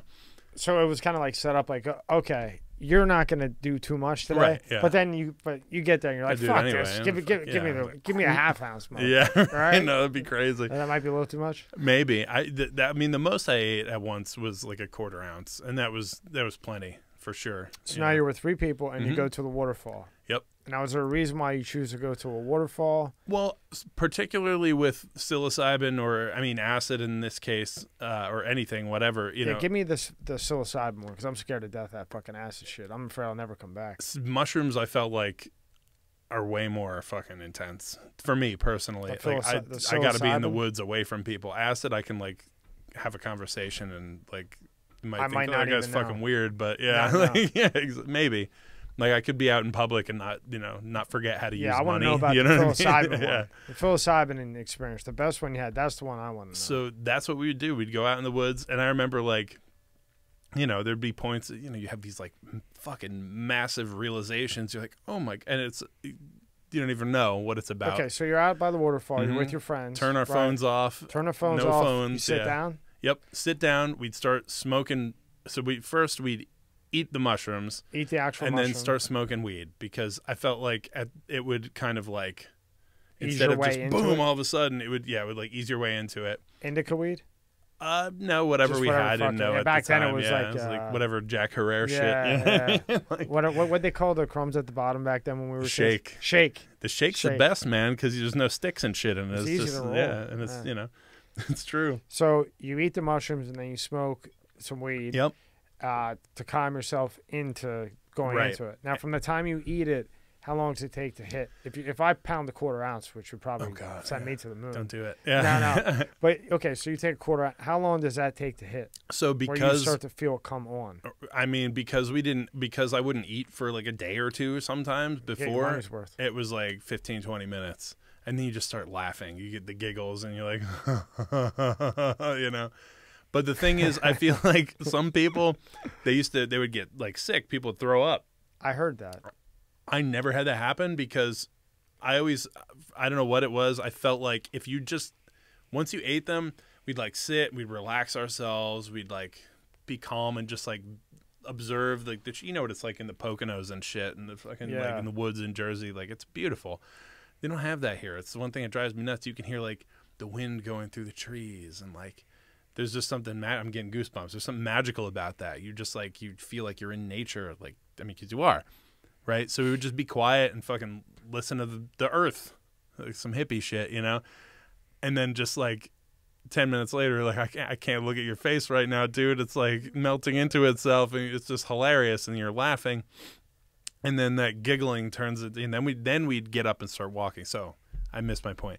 So I felt like if we had gotten up and started walking around, then it would like jostle your stomach up, and you get, so we would just like calm ourselves down, and like none of us ever had a problem like getting sick from that.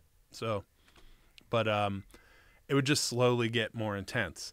So like it's first is giggling hysterically, feel like creeping and shit. Yeah. And then you know, it gets really fucking intense sometimes, especially when you eat like a quarter ounce of like really strong fucking mushrooms, like, you know. And there's all different kinds of, you know, that have different amounts of psilocybin. There's other ones that aren't psilocybin that are other things, and there's all kinds of shit. But psilocybin, that's the one that opens your mind up to like the universe. I mean, is that accurate? It could be. Like, I mean, it could also just be a chemical reaction in your brain. You know what I mean? I mean, that's the one I always hear about that opens you up more. Yeah. Not like a, like I don't know much about it, I just know that one. Mm-hmm. So like the other ones, from what I know, and I don't know much about it, but they're more of like an acid high. Like you see shit, things are fuzzy, you're fucking melting in front of me. You know, like your head's going sideways, but it's really straight. Exactly. And then the psilocybin's more like life and reality and what all this is and shit that you're really not supposed to be able to tap into, you tap into. Yep. And that was the thing. I always felt like, you know, so like acid, people, oh, I'm seeing trails. I was like, I never cared about seeing anything. Like I was just like, it's not about the visual shit. It's just that it's just distraction. So it was always about like the mental trip, right? So, or psycho-spiritual, whatever you want to call it. So it would be like, you know, first you're laughing all this shit, and then you start like thinking about things, and you notice things, and you just, it really literally lights up different parts of your brain that you're not normally using. And it kind of makes, I don't know how to, like, neurotransmitters, whatever. It essentially, like, you know, they've hooked people up with scanning machines, whatever the fuck they're called, when they're tripping, and they basically see like different parts of the brain are communicating with each other, you know, that don't normally communicate. So it's more like it brings your whole shit together, and that's why you have these like realizations, like, oh my god, it makes sense. And you know, you'd be like staring at the fucking this guy, this little statue over here, like, oh man, but what does it mean? You know what I mean? Yeah. Like, everything makes sense now. I think, you know, whether it makes sense or not, when you come out of it, is not the point. You know, this is the problem, I think, too, with a lot of, you know, what people want to, mystical traditions and stuff. A lot of people don't know how to go into that, and because you can make yourself fucking trip without anything. Like, you can work your brain up into a state of whatever you want to, like theta state, or where you're in totally like connected to the subconscious or whatever.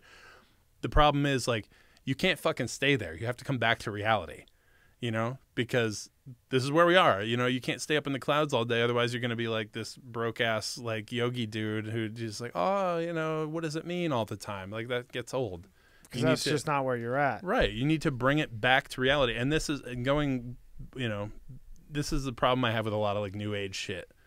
They get nothing done. You know what I mean? They're just Agreed. La la la, man. The good. It's like, okay, that's great for the time that you are having that experience. Then you're supposed to come back to reality, and that's why, like, in a lot of these like mystery traditions, or even whatever you want to call it, ceremonial stuff, they have like banishing, it's called. So whether you're really working with these like spiritual forces or it's all in your fucking head, it doesn't make a difference, because it has the same effect. The end result's the same. Exactly. Yeah. And that's the idea. So like, you banishing, meaning like, okay, like, I just clearing the space of everything, good and bad. So it's just neutral space. Then I'm going to consciously, willfully create the space that I want, like, you know, whatever weird psychodrama scenario you want to work out, or whatever it is, or, you know, like, I want to make more money, or some fucking low shit like that. Like, okay, yeah, everybody wants more money, you know, whatever. You work yourself up into this space where you're connected into the subconscious mind, and then you can kind of like inject things into there, and then you banish everything again. So it kind of brings you back to the normal space. You know, which is kind of like a trip if you think about it. You know, when you take mushrooms or something, like you're going off into this fucking weird realm where, oh my God, everything makes sense now. And then finally when it's over, you're like, what just happened? I don't know, but I feel good. I feel refreshed. So if I'm following you, what you're saying is the point of like psilocybin, for example, is not necessarily to get high. Right. It's to go to another place in your brain, however the reactions react, it creates the atmosphere that you're in while the chemical triggers something that makes it active. Right. Is to live that experience during the time when you're tripping or high or whatever on the mushrooms or the psilocybin, and then take something from that and bring it back and apply it to your reality that you're going to live for the rest of your time here on this place. And usually it's subconscious, so you don't even realize you're taking it back. So that's why it's important to put yourself in a scenario where, you know, setting. Okay, with the exception of dimethyltryptamine, which we can talk about. DMT, oh my God. Yeah, well, dude. we just had Kristen here. Casey, he was just in here, so we'll touch on that. That's a whole other thing, dude. Yeah. But with the exception of that, hallucinogenic Rob's about things, to do DMT. I would never tell anybody ever to do drugs in their life, but if you get a chance to do it, don't fucking hesitate. Like, just do it. So, but with the psilocybin, right? So, what did you get from that? Basically, I mean, because of the intention that I had going into it and the setting, like I was saying, where you are, like I'm gonna go fucking go to the mall and trip my brains out. It'd be a hellish nightmare. I'd be in Dawn of the Dead. You know what I mean? But I mean, like, what was your takeaway from like the biggest trip that you had when you did the quarter ounce? And you're pretty lit, and you like you said, first you're giggling, right? Then you're starting to see shit melt, and then I would assume that the next phase is then when it starts triggering everything else, and you start going into another dimension, or the brain is just opening up to things that it shouldn't normally be opening up. So when you got to that part the last time, when you were done tripping, what do you remember that you took away from that experience? It was essentially, I know I keep saying, but like going back into, if you're intending on like, say like, okay, I want to like be happier with myself or whatever it is, and you enter this kind of fucking space where you like lose your mind in a way with that intention, and it's in a positive place with the right people and everything, whatever you're trying to imprint on yourself is going to be imprinted, because when you enter that space, you're in like this weird fucking other place and you're in another dimension and yada, yada, yada.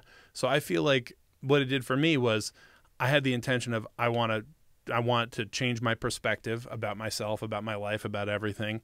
And it was like a psychological tool, an aid. It didn't do it for me. I did it, but I used that.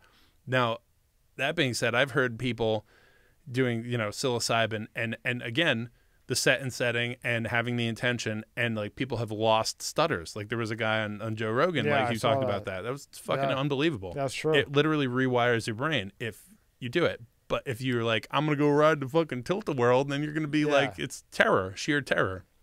Kind of all about atmosphere. Right. Now, switching to DMT. Oh, man. Okay, so now tell me about the DMT. So dimethyltryptamine is strange in that it's in like some ridiculously high number of all green plant life on Earth. Like, well, it's in your brain right now, naturally. Exactly. It got shut off as we evolved because we no longer needed it to go up against the tiger. Well, and exactly. Well, apparently it's in, so they've isolated it in the pineal glands of like rats and stuff. They don't know if it produces DMT, the pineal gland, which in reptiles, the pineal gland has a retina and a cornea. So it's essentially a fucking eyeball in the middle of your head, like in the direct center of your brain. A rat does? Yeah. Can they see color? I don't know. I have no idea. Just curious. Yeah, I don't know. I don't That's think dogs can, right? I don't know. Who knows what they can see? We can't fucking ask them. How the fuck do we You got to know? smoke DMT and then you can ask them. Dumb fucking question, Tom. Genius that you are. No, but then, you know, so it's in like everything. It's naturally occurring. It floods your bloodstream when you have REM sleep, which is when you're dreaming. It's in the blood. It's present in the bloodstream during the first 2 weeks of gestation in the womb, which is like when your spinal cord and all that shit is forming, I guess. And then it like really floods your shit as you're dying. So like as you die, DMT is released into your bloodstream. So you're like tripping Really? your fucking brains out. I never knew that. It's crazy. Wow. So when It's you really die, strange. the DMT is released. Yep, Wow. from wherever. And they think, like I said, they isolated in the pineal gland of like certain like lab rats or whatever. They don't know if it's made there, produced there still, but they think that's where it is. It's somewhere. We know that. Yeah, it's definitely in your body. Yeah. And because it's because it's in everything. You know, if you were to eat it just directly, like say, so, you know, they have plants that have DMT in it. Well, I could eat the plant and my body's going to metabolize it. It goes, you know, you're like, okay, the body knows what this is. I know this molecule. I'm going to break this down. It goes through your liver. It gets broken down and you don't trip your fucking brains out. Right. So they, in the jungles and shit in like South America where they have ayahuasca, which is the drinkable version, they combine this root and the leaf, and the leaf or whatever, one of them has a lot of DMT, and the other is an MAO inhibitor. So basically, it bonds to the molecule, the dimethyltryptamine molecule, and it prevents your liver or whatever from breaking it down. So then it gets in your bloodstream through drinking it, but then you puke and shit yourself, and they call it la purga. It's the purge, you know. It's really interesting, you know what I mean? Like that's why I was like, I don't know if I want to like drink ayahuasca because I don't like puke and shit myself, but. But you can smoke it though, right? You can smoke it, yeah. Is that how you did it? So yeah, that's how I did it, and essentially, it's so fucking weird, dude. Well, it's a natural occurring chemical in the body, so because it's already in the body, I mean, it's Right. safe, right? Yep. But then smoking it, when they extract it and they make it into the smokable form, you inhale it, it goes into your lungs, and that's how it gets into your bloodstream. Da da da da. The first time I did it a few times. The first time I did it, it was so weird. So basically, you know, you go into it and you're like, oh man, I don't know. I heard this is really fucking intense. I'm like, and I'm just gonna do it. Whatever. Now, are you out somewhere, or are you at I was a house? with a friend of mine at his house. Yeah. That's the thing with this. It's like set and setting means nothing. Like you could be in a fucking trash can and smoke DMT. Also, with DMT, it doesn't matter where you're at. Yeah, it's not like the gone. shrooms. You disappear. Ah, okay. So we're there, and basically, you're supposed to hit it as many times as you can until your just body stops working. So I hit it, and I was like really kind of anxious going into it. I hit it, I held it in for as long as I could. I blew it out. I did that about 6 times, and then like before that happened, first your body feels like your body Just like everything completely just relaxes. Yeah. And then you get this feeling like you're like, wait a minute, I know this. Oh, I know. I see this every night, and it's really strange sensation of familiarity. Deja vu. Like not even. It's like beyond that. It's like you're like, oh, I fucking know this. Oh, it's like seeing it like your buddy you haven't seen in forever. It's really weird. Like, give me an example. I can't. It literally just feels like I don't know. First you're just your body just totally relaxes, and you're calm as fuck, and then. It's just this feeling of overwhelming, like, oh, I know this feeling. Oh, I know. Just super familiarity. It's like a familiar, okay. Super, but like really intense. But like, you're like, oh, this is nothing. And then, boom, you're in fucking outer space and you forget you're a person. And Are you serious? Oh my God, dude. It was really weird. So, Are you able to comprehend it enough to put it into words? Sometimes to relay it? No, because from what I remember a lot of it the first time, and then but like also there's so much I know I don't remember. It's like a dream. It's like you're like, wait, what the fuck just happened? You know? But literally, like, so the first time I did it, you know, I hit it about 6 times, and then I fucking rocket shipped out of my body. It felt like it literally felt like I was like, and then I zapped, and it literally didn't even feel like okay, when you're on acid or some shit, you're like, okay, I'm here and I'm like seeing shit or I feel weird or whatever. This is like, no, I'm in another dimension where time doesn't exist, and like I've been here for thousands of years, and who am I? What am I? Am I? You know? And I remember, this is so fucking strange. It's really weird.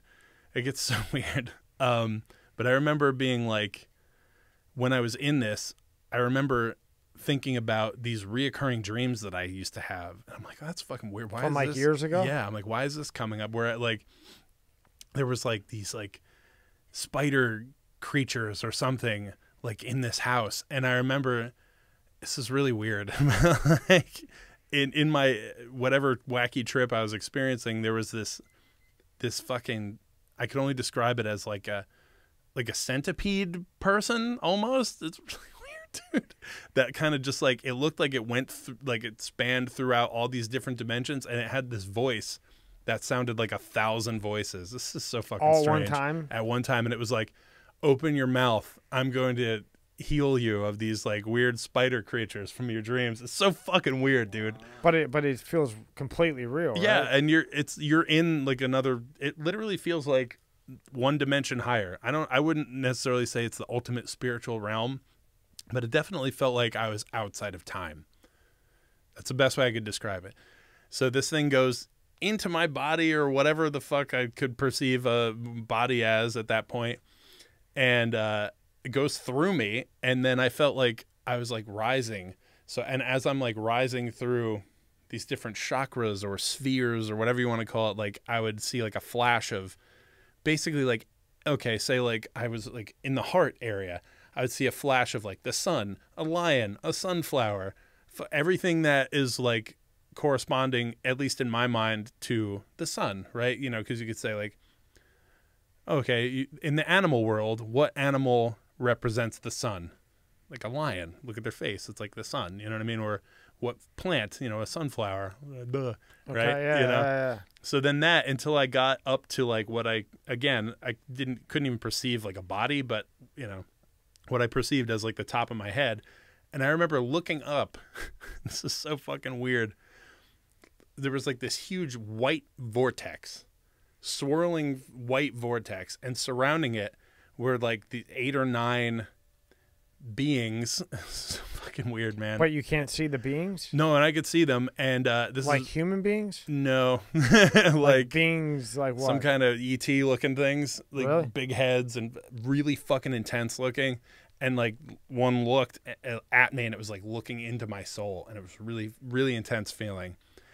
And yeah, which is also weird because that kind of ties into like other weird dreams that I like, reoccurring dreams that I had. So maybe I was abducted, who knows? But fucking weird, dude. And I remember at that point, like, so when you're in this too, it literally feels like thousands of years. Like you're like, how long have I been here? What, you know, like it literally feels like thousands of years have passed. I don't know how to describe that, but it felt like that. So this thing happens, and da-da-da-da-da, and then all of a sudden I go, boom, and I explode into like 1,000,000 tiny pieces, and I go, and then bam, everything is completely normal, and I'm sitting on the chair in my friend's room, and I'm like, what the fuck just happened? And I look at the clock, and it was 2 minutes, and I'm like, are you fucking kidding me? Like, I'm like, what just happened? We had fucking weird. We had a guy, Casey, in, yeah, and he said similar. Yeah. He probably didn't do as much or something or whatever. Yeah, yeah. But he was more like Relaxed, he said. more relaxed. Yeah. But he did it like in his house. And he said it was 5 minutes, but felt like eternity, quite a while. It's crazy. And to what you just said, when we had the ex-CIA agent in there, I had through that what his thought of like Paul Lazar was, right? Yeah, or not Bob Lazar. Bob Lazar, yeah. And he told me he didn't believe in that, and he didn't think so. But even if he did, would he tell me he's a CIA guy? Who knows? They might have just thrown him in there just to have like a fucking guy like, oh, see, none of this is real. This guy's crazy. Well, you know what I mean? That's my opinion. You know, my opinion is they took a nutcase to put a jet fuel engine on the back of a bike, and it's easy to discredit him if he goes and talks. Exactly. And he probably saw maybe, some shit though. Maybe Bustamante, the CIA, maybe he doesn't believe him. You know what I mean? But maybe he does. He's a CIA agent. Fuck, how I wouldn't know. You couldn't read a guy like that and he's a spy. So well, there you go. So you couldn't read a fucking thing out of him other than he hates Apple. Yeah. I know he hates Apple. That's one thing we learned. He fucking hates Apple. I'm with him on that one. Yeah. This fucking beeping thing in here. We keep hearing this fucking beep. Yeah, it's the Apple, man. Yeah, if it is the Apple, I'm not going to win. I'm still staying with Apple. Fuck. I mean, they're good. But when I had asked him about other life, what he had said, and it goes along with what you said. He said that he felt that if there was other life, we wouldn't be able to see them. We wouldn't even know that they're here. And the reason why I say that is because you said when you went on your DMT trip, you saw other beings that didn't look like a human being. Yeah. And I'm just relating that to what Andrew had said. For sure. I mean, if they are here, his feeling was if they were here, that means they had a way to get here, which means that they're a gazillion years advanced in technology from us, what's the likelihood that they would actually allow you to see them? Maybe they were already here, though. You know, Yeah, who knows? Yeah. Who knows what's going on? There could be multiple things. There could be extra dimensional beings that can fucking form themselves. There could be, you know, who knows, dude? I don't have a clue. When you came out of that, did you have a totally different perspective on life? I was refreshed as fuck, dude. Like, I felt like I just had like the best nap and a massage and a cup of coffee. It was fucking fantastic. Were you mind fucked though? No, it was really weird. I was just like, because everything felt really familiar when I was in there. It's really strange. It's really funny. And what was your takeaway from that? My takeaway from that, I actually had like a few days later, kind of just like doing my own like meditation and stuff, had kind of a, not a flashback, but kind of just like remembered stuff that had happened. And I was like, huh. And basically my takeaway from all that was to just, you know, be like the best father I could be, like essentially, you know. Yeah. Like, I mean, that was just like my own little thing, and I was like, to me, that was like represented by this thing, like in my mind, saying like, acquire the torch, you know, which is like weird, but it's like the torch of knowledge, of sight, or of whatever, and pass that on. It all had meaning some way, somehow. Even if it didn't, it still turned into some type of meaning, right? Yeah. I got something out of it, you know. It was at least a unique experience that, you know, I'll never forget. It was fucking weird. And you like the DMT much better than the psilocybin? I mean, not necessarily. I mean, now I'm just like, I don't even fucking smoke pot, so it's like, you know what I mean? Yeah. This is like the most I've drank ever, really, too, you know.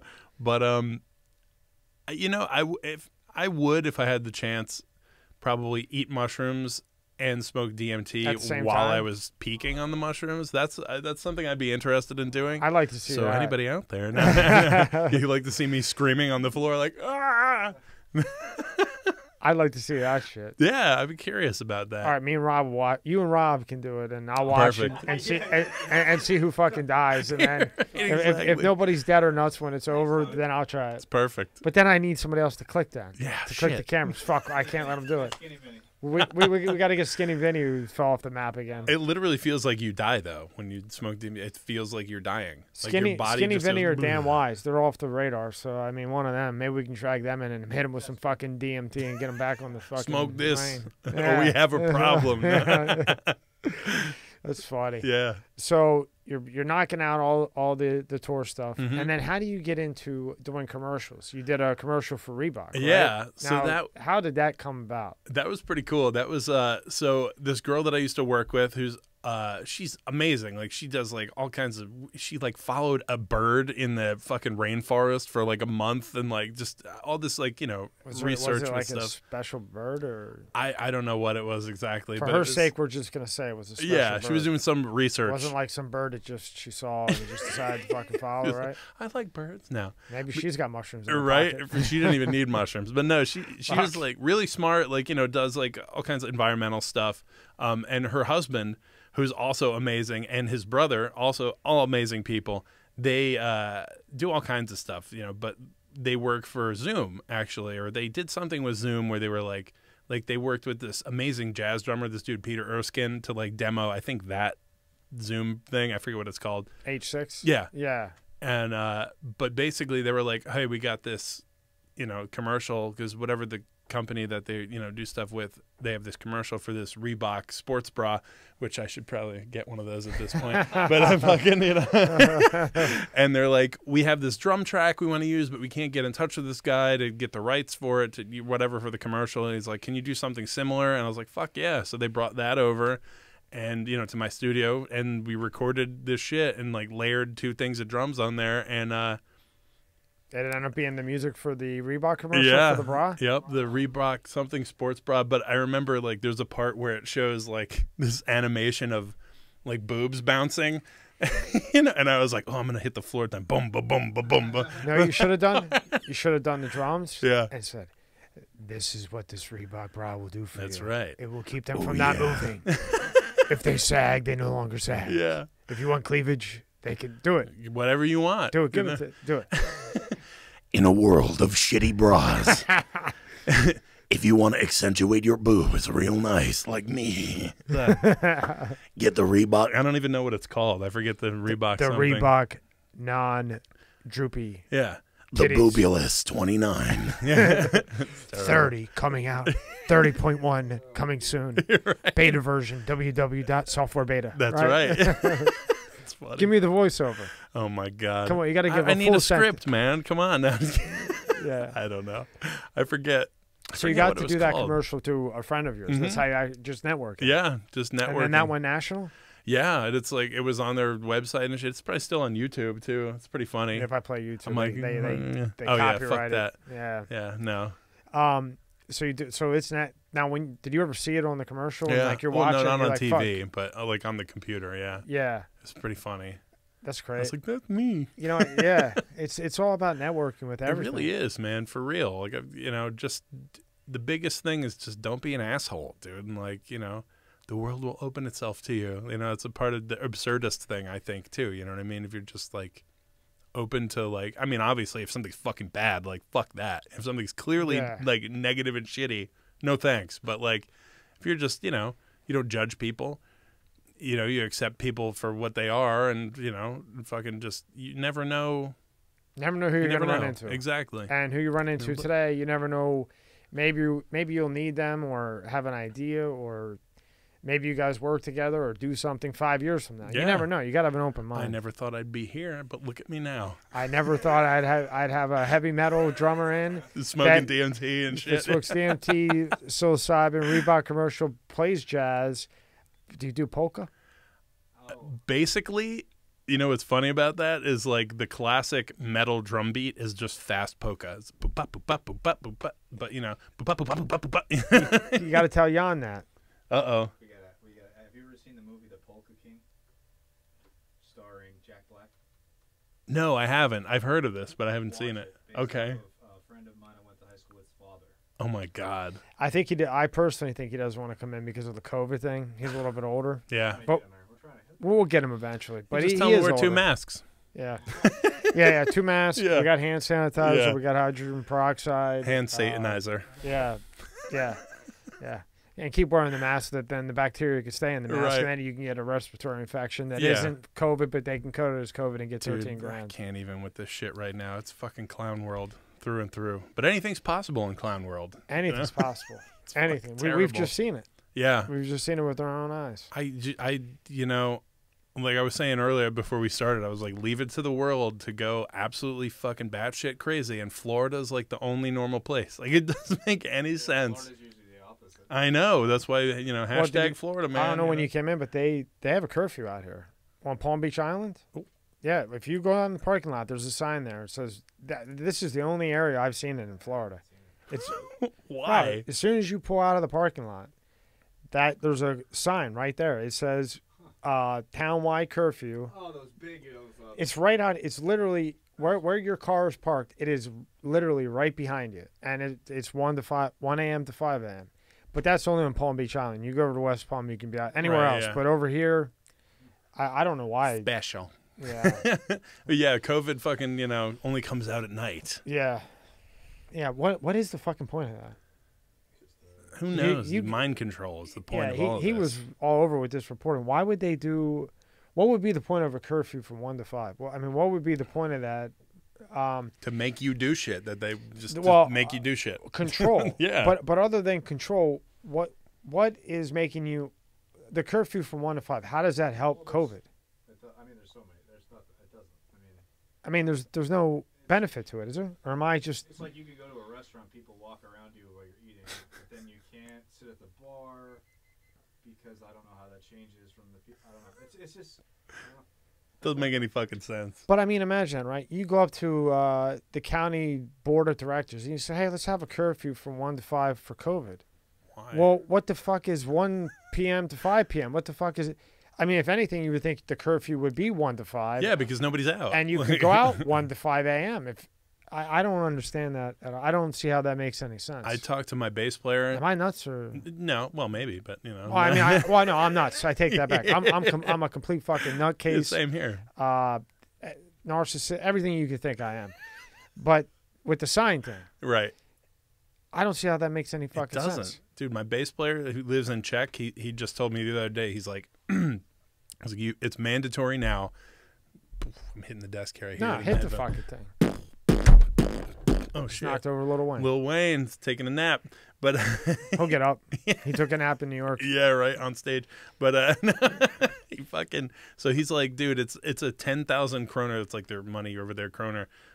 Fine if you walk around with less than 2 masks on. Like it's mandatory to be outside with 2 masks, and you can't walk your dog more than 200 meters out of your front door. This is in Czech? Yeah. Wow. I'm like, Czech is a beautiful place, you know, but like, okay, when has any government in the history of fucking governments that has this kind of control, when have they ever given it back without a war? Never. It's never happened. Yeah. When they've received this kind of control, they do everything in their fucking power to keep it. Look at California right now. Like, so let me make sure I heard you right. Mm-hmm. In the Czech, if you don't have 2 masks on when you go outside, you get a $10,000 fine. Well, kroner fine, but yeah, it's probably like or whatever $10. the fine is. You get fined, even if it's $10. Pretty hefty, yeah. Jesus Christ. And you can't walk your dogs. He's like, I don't give a fuck, brother. I do what I want. I'm like, yeah, you know. He's a maniac. Though. Are they strict like that over there? I didn't think they were that strict. I mean, I've never been all the there, houses so were gray there until like fucking 10 years ago. You know, they were like dominated by communism and fucking dominated by the Turks and whatever long time ago. You know what I mean? It's one of those things. Yeah.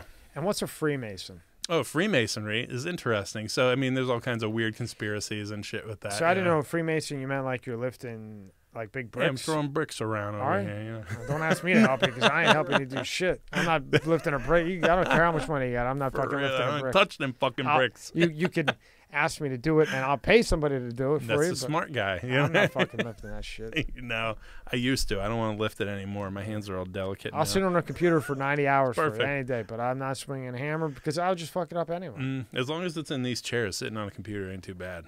Believe me, I didn't put any of this stuff together. Otherwise, it would already be. Well, whoever did it. You wouldn't have made it in here because there would be nowhere to go because none of this would be working.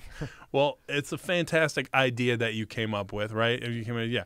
So it doesn't matter how it's done. It makes more sense to fucking get somebody to do it. You're like, this is what I want. Get it done. Outsourcing, it gets shit done faster, and you can focus your time on better things. Well, what I forgot to tell you was I tried to do it myself, and I did it wrong and blew a ton of money. And then, bought all the first was iPads, then it was DSLR cameras that didn't know that they were 30 minutes, waste. Yep. Temper's bad. An intelligent person would maybe sell them on eBay to get their money back or Amazon. Smashed them. Smashed them or just threw them in the trash can or just gave them away because I didn't want to deal with it. Yeah. We went through that twice, and I don't know. A lot of changes. And Rob came in probably a month into it. Yeah. It's been about 3 months steady. He came in about month 2, and there's been a lot of shit changes in those 2 months. But from the beginning till now, holy fuck. You live and you learn, you know. So, yeah. So now what is Freemason to you? So, I mean, essentially it's a group, a worldwide organization that takes symbolism. So like, okay, the idea of like it's like building the temple to God, right? Nobody's literally building anything, you know, and it's about essentially the core idea of it, and as far as what I know, is making yourself better. And because when you are a better person, or they use the analogy of like, you know, the rough cut stone or whatever, you know, you pull this stone out of the quarry, it's all fucked up. And Ruston, are you in a fucking cult? Yeah, I guess so. Technically, yeah. Okay. I'm not really active in it anymore. I haven't done anything with it in quite a while. Do whatever makes you happy. I was just wondering. It just sounded kind of culty-ish to me. It's cult, yeah, probably. Yeah, just don't voodoo my house. No, I'm not into that, man. Believe me, I got enough bad luck. I don't need any more motherfucking bad luck. Well, anything. Masons in PA. Oh, well, that's where I was doing a lot of that. Yeah, it was in. They used to wear like a ring. On their, I think it was this finger. The ring finger, yeah. I've never even heard of this shit. Yeah, the Masons. I must live in a rock because I don't know what this shit. There's like a couple of guys I knew when I worked in college. I worked summers from college. I used to work around road construction. PennDOT. Guys, Oh yeah. The guys that don't fix the roads. PennDOT. Yeah, they stand on the shovel there. Yeah. Why? I got told. Yeah, PennDOT's great. Love them. They love me too. Quick PennDOT story. I was working the one day and I used to have to hold the sign. I was the sign holder. Yeah. I hated that shit. So like the slow stop. I love to fucking see him do that shit. So I was like, fuck that, I want to do work. The guys are like, you want to dig? Yeah, you go ahead and fucking dig the ditch. Nope. So there I am fucking digging because I just like to do it, fucking digging. And the foreman left. He went wherever the fuck he went. He gets back. I finished the whole fucking ditch. Finished the ditch. 2 hours or whatever it was. Finished fucking digging the ditch. And he goes, "What the fuck?" And I go, "What?" He goes, He's pissed. "You finished the whole fucking thing?" I go, "Yeah, it wasn't that hard." He goes, "That was supposed to take all goddamn day." He goes, "We get paid by the fucking hour around here." And I was like, oh, yeah. Maybe I'll start doing it a little bit differently. Yeah, right. However, Rob, Take a break, eat a you fucking chose hoagie. to dig a ditch rather than twist the sign. "Yeah, it was boring. It just sucks. Sit and fucking Maybe. turn. You're on some back road, so there's like not many cars, but I had to fucking stand there. So. Mm-hmm. Yeah, I'm thinking here where like you would be doing it constantly. Oh. Yeah, up there, fuck. And you're in the beating hot sun. Well, I was working the beating hot sun, but anyhow, there was a guy. He worked for PennDOT, and they kept saying he's a Mason. What the fuck is a Mason? Sorcery. No. He's part of this, not cult again, Yeah. but part of this organization. I was fucking with you when I said call, by the way. Yeah, but anyhow, that's my story. That's it. Nothing else. So Rob's story is he instead of twisting a sign, he decided to ditch. dig a ditch. All right, Rob. Now you just screwed yourself. So when I need a ditch dug, I'm gonna call Rob. I got smarter over the years. Now he works on the computer and takes pictures. Look at him Good now. pictures, but That's funny. but he's not digging anymore. Actually, you were digging. You were doing gardening, I was doing gardening work. Yeah. but we took care of that. Well, look at him now. He's figuratively digging. He moved from operative digging to speculative digging, and now we're digging for questions. We're asking life's deepest questions here. Speaking of questions, favorite drummer of all time? Oh shit, that's hard, man. I like Top Virgil. 3. That makes it easier Okay. for you. Top 3. Virgil Donati is fucking unbelievable. Who's he with? He was a bunch of people like Planet X. Do you know who that is? Okay, This like is- how about like I more don't know. known? Yeah, but usually those guys are like, Yeah, I don't know. The more known ones, I'm like, nah. All right, give 2 more. So okay, Vinnie Colaiuta, who played with fucking Megadeth, Frank Zappa, Joni Mitchell, Sting. Like he played with all these people. Like, and you know know who that is? unbelievable. I've heard of it. You know Sting. Come on, dog. I know. Yeah, I know Sting, and I know the other one you said. Joni Mitchell, Zappa. Frank Zappa. Yeah, Frank Zappa. Yeah. yeah. So those two guys, I don't know, Billy Cobham. It's all like jazz fusion guys, man. Like, and What about what's his face from what's Van Halen? Alex Van Halen? Alex Van Halen. I Yeah, thought he was fucking. yeah, he's cool. I don't know. What about the modern guy? What's the guy with the no arm that got led? Oh, Rick something. Now, how did that- Derringer? He got in a car wreck. Yeah, he's got Yeah, one Def arm, Leppard. and he's a beast. You only need one arm for that fucking band, you know? But still, that's impressive. I Yeah. mean, you would know better than me. I mean, Well, I know he had he actually, I think, is endorsed by the same pedal company as me, but he had all kinds of like special shit hooked up so he could fucking hit the snare drum with his foot. And I mean, God bless him, dude. You know what I he mean? made it work. Yeah. I mean, I'd probably be like, But who's the drummer? He's on TV now. I think he had a reality show. He's real skinny. Oh, Tommy Lee. Now he's good though too, Yeah. right? Do you think he's really good? I mean, he was, this is, I don't know. Okay. well, Not that he's not good. He was doing some early double bass stuff, which was cool back in the day, early Motley Crue shit. and what's double bass mean? Like 2 bass drums. So instead of Okay. using 1 foot, you got 2, I'm trying. If I say the guy's name, I think you'll be like, "Oh yeah, he's on another level." Probably. He's really skinny. Travis something. Oh, Travis Barker? Travis Barker. Yeah. No, Yeah, I don't know. Blink-182? I That's think his he was. band. Yeah, he's Yeah. he was real thin. Yeah. I mean, just watching him, I thought he was a beast. Now, Yeah, I don't yeah. actually do it, so I don't know. I'm a I mean, fucking elitist. I'm sorry. Well, I'm let's- terrible. So I guess the better question is, we did drummers with that, but what's like you're into the hard, or you're into the hardcore like? Oh, yeah, extreme metal for sure. Okay. So No breakdowns, no screaming, just growling and blast beats. what was the ones that painted their fucking face? Oh, that's black metal. Is it? Yeah. Yeah. That's the name of the band. No, that would be like a genre. The genre. Yeah, which And was like who was in that genre? I mean, there's so many different subgenres in there too. But like the name Like black the heavy metal hitters. Yeah. came from this band Venom, and they had the song or that whatever it was called black metal. But they were more like just rowdy heavy metal that they just figured out how to play their instruments, But they're fucking awesome, dude. Those guys rule. But then it turned into this whole like. Basically, apparently, I guess what black metal is about, it's like satanic specifically, So they're all like Satan and burning churches but That evolved. That's not how it started, right? Or that's pretty much how it started. Oh, yeah. did it really? Yeah, and then there was this whole next wave of or whatever, second wave of black metal, which was in Norway. That was like a big thing. You have bands like, I mean, so originally you had like Bathory, I guess Venom, yada yada, and in Norway you had like Mayhem, Emperor, and these are all like, I mean, some of them kind of go beyond, because like originally black metal is supposed to be like raw and just like sounded like they recorded in a trash can or whatever, but you know, it's just, but it was just raw material without the not overproduced, not like extra shit, just really raw, visceral, and just fucking evil, you know? Yeah. And but then it kind of evolved to like symphonic shit. So there's all these bands like literally there's bands that play with a fucking orchestra and a choir, and I mean it's pretty awesome. That'd be pretty interesting to see, you know? And you know, like I couldn't care less about what they're saying if I like the music, you know what I mean? Like some of my favorite death metal or whatever bands too are actually Christian bands. Like there's this band Extol that is unbelievable. It's one of my favorite bands ever, and they like just sing about loving Jesus all the time, and I'm like, fuck yeah, dude, it's great. Doesn't matter, you know what I mean? Like, like it's what you like. Exactly. If you dig it, basically, Yeah. fuck it, right? Mm-hmm. You know, who cares? We had the reason why I asked that question is when I worked in Wilkes-Barre, Pennsylvania. Oh, yeah. The TV station there. We had this editor, and no offense to all you editors out there, but editors usually get this like they're the weird Creepy nerds, yeah. These weird guys. So this guy, good guy, but he used to close the door of the edit bay. And it was soundproof for the most part, the room. And I would hear this, and the whole, what the fuck is that noise? He would crank up this fucking death metal shit. And he'd be pounding away. He's supposed to be editing. He's fucking sitting there. You're looking, you can see through the glass. And like, holy shit. Like, he's into this shit. It's funny. Well, that's why I said these guys got to be fucking deaf by the time they're 50.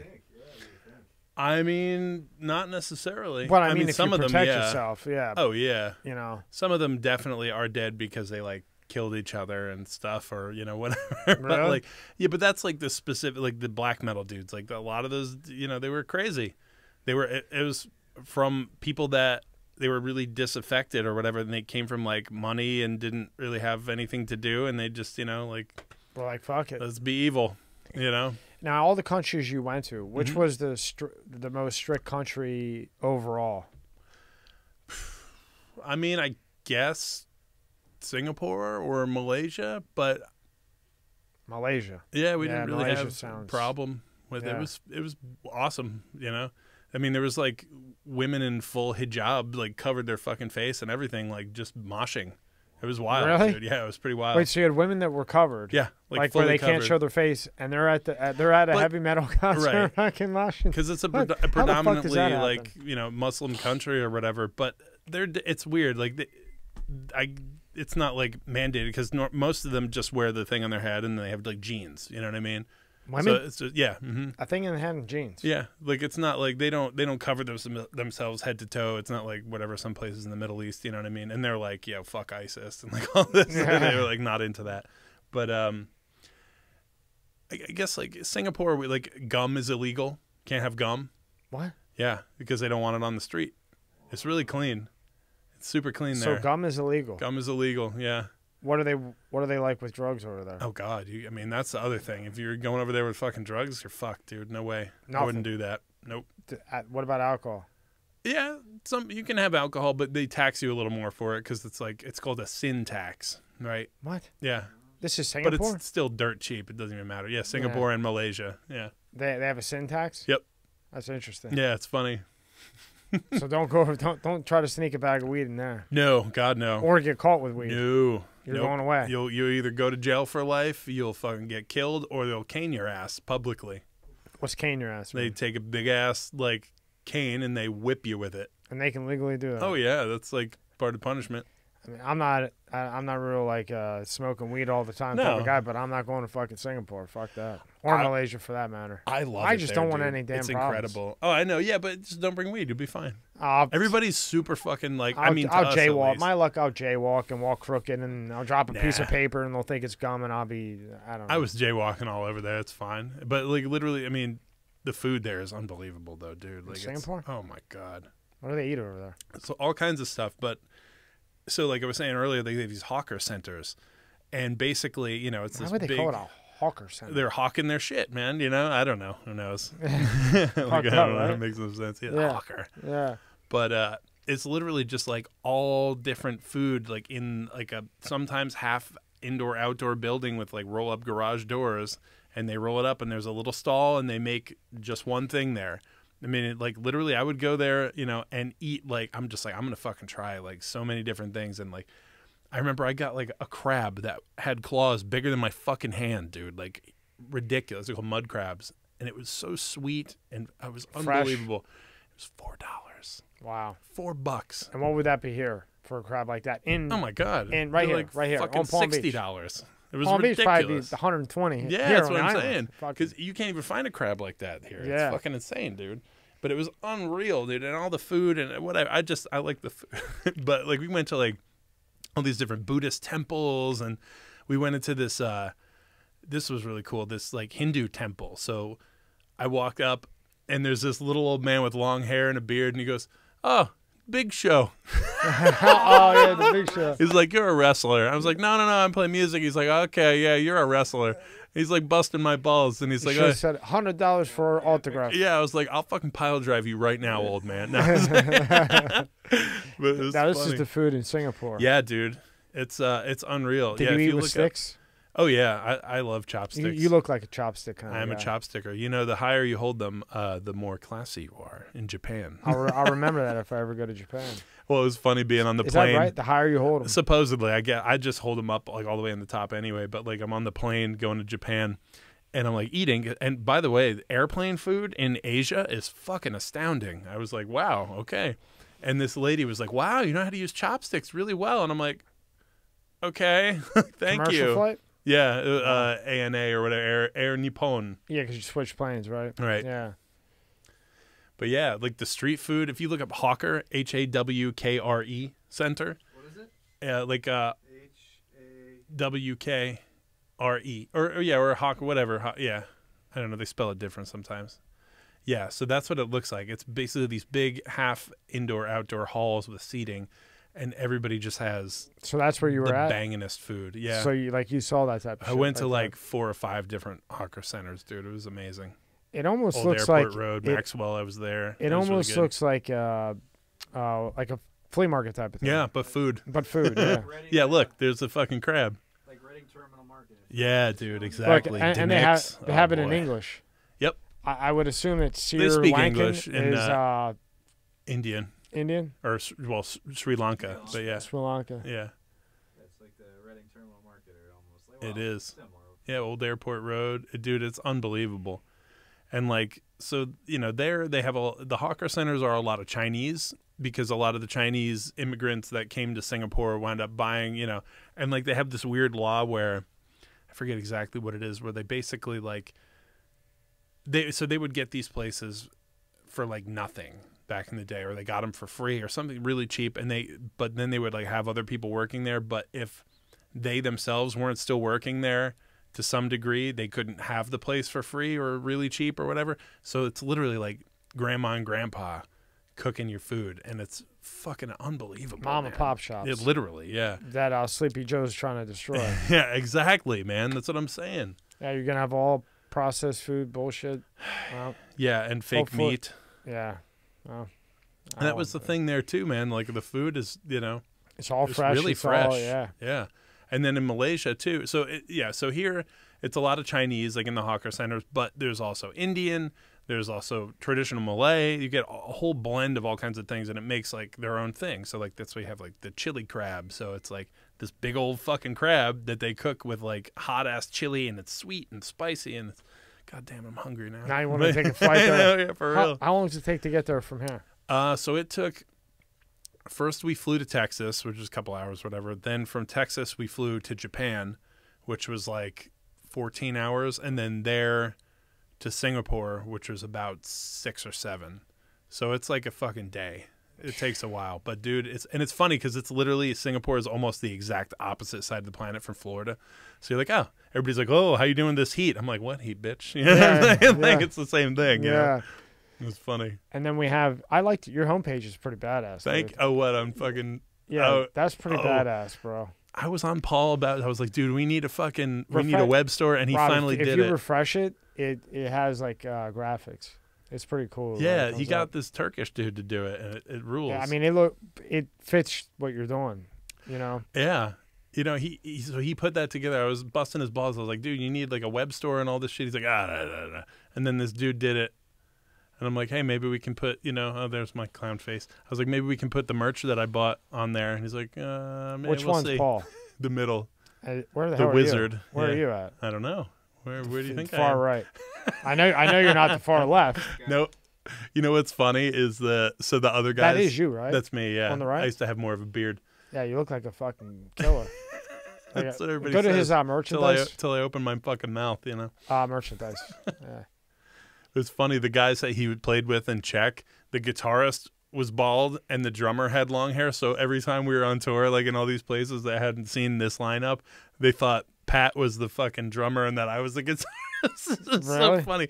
But we were going to actually switch and do that. So we played a show in Germany at this amazing. So this guy like owned like some kind of fish business or something, like herring or some shit. It was unbelievable. We were eating like kings the whole time. But it was Paul's birthday. Played this festival in Germany, and we were actually going to switch and play. I was going to play drum or guitar for a song, and Pat was going to play drums because he we both played different shit, but we never got to do it. Now, why in Euro? Why do you have it in Euro? Because that's where he lives. He's in Czech. It's getting shipped from there. Yep. Why does it seem like? Is it me? Maybe I'm totally misspeaking here. Is like the hard rock seem like it's more popular in European countries than the United States? It's more popular everywhere. It's just not in mainstream media here. Everywhere there, like I turn on the TV and I see like, oh, there's the Florida death metal band in Czech Republic on TV. Literally. It's just not publicized here as much as it is other places. The stuff that's publicized here that's like metal or whatever is like fucking Slipknot or like whatever, which that's fine, but it's not real metal. You know what I mean? Yeah, it's like Korn. Like Korn. It's like fucking pop metal. It's lame. I don't see them. I see them as alternative. Yeah, Korn. But that's what people think metal is a lot of times, and they're like they have metal. no idea I think about of this shit. like fucking Slayer. It's like What was those shows that they used to do? The tour with all like metal bands that used to come together. Ozfest. No, not Ozfest. Fuck. The Big Four. They used to do it in PA, and I remember they saw. I was never into like the hippie one. No, it was like hardcore, like fucking like screaming. Hardcore metal. Hellfest. There was an old Hellfest in New Jersey. Now they do like some Hellfest in France, which is different. But like I just remember like it couldn't have been that hard then, because like Breaking Benjamin. They would play at this thing. They'd be like, because everybody knew them. Right. So I don't know. I'm not sure. I used to go to one in New Jersey in Asbury Park. That was they had a few. They had the Milwaukee Metal Fest. And they had March Metal Meltdown. That was the one in New Jersey. And God, what else?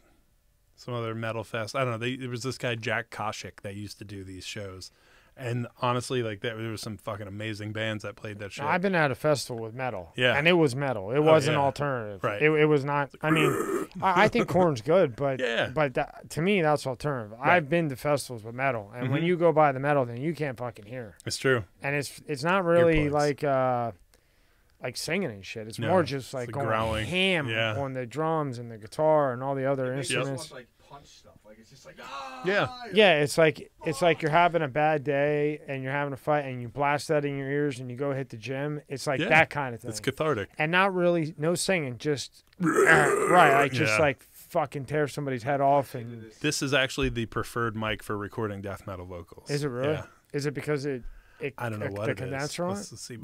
Yeah, no, it's because it sounds good with it. Well, you sound like you're ready for a commercial on it. Yeah, exactly. Sure.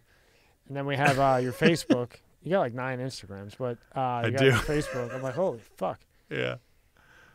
So I think right there you're playing some this shit is there. this is actually the artist page. I don't even use this one anymore. Okay, you don't use this one. Yeah. Anymore. That's but nice. yeah, there's me recording in LA. That's where I'll be pretty soon again. Is that you there? Yep.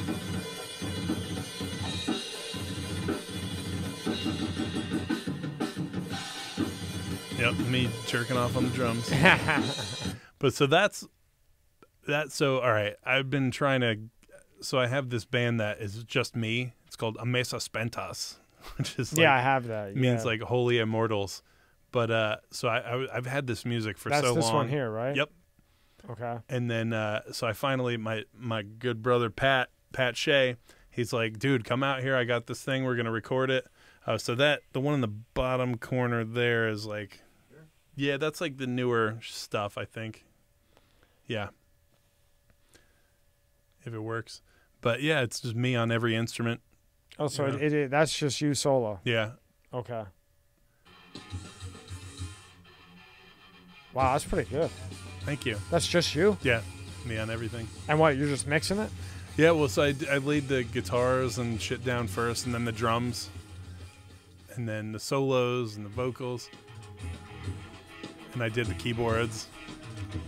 Oh, but you mixed it though, right? Yeah, I mean, do it like, one at a time, obviously. Yeah. What software do you use to mix it? Studio One. Studio One? Yep, Persona Studio One. You ever hear that, Rob? It's pretty good to be doing it all by yourself, dude. I mean, I like it. Thank you. I mean, you definitely know what the fuck you're doing. I don't know what I'm doing at all, dude. And then the first Instagram, which would be tab 3, Rob. Yeah. Oh, there we go. Now that's just like yours, right?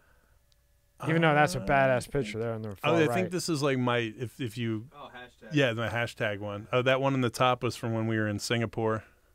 Yep. That one there, that's Singapore? Yep, that's at a store called Ravage Records. That was our buddy Carl who had put that whole thing together. Look at you with that mean look. That's right. You're not mean at all. No, I'm a sweetheart. Come on. You're a teddy bear. And then the other, me and then there's a couple other dudes. It was this other band, Boulzer, that we were playing with. And they're awesome dudes. We kept saying, my bowls are itchy. It was terrible. You look like a mean, don't fuck with me. Everybody says that. I got 17 guns in my fucking black that's, leather pants with my tassels. I might have that. Yeah. America first. That just says don't fuck with me. Cool, good. Huh? Until you see that first picture and I'm like. But still. Right. Don't take my kindness for a weakness. Right. And there you are. There, you're digging it in. Yeah. Yeah, there's us. That was in France. That's a stadium right there, boy. No, that was this weird underground little club. Stadium. It was called Rock and Eat, and it was literally like in a cave, dude. It was fucking really cool. In looks like a in stadium. Lyon, France.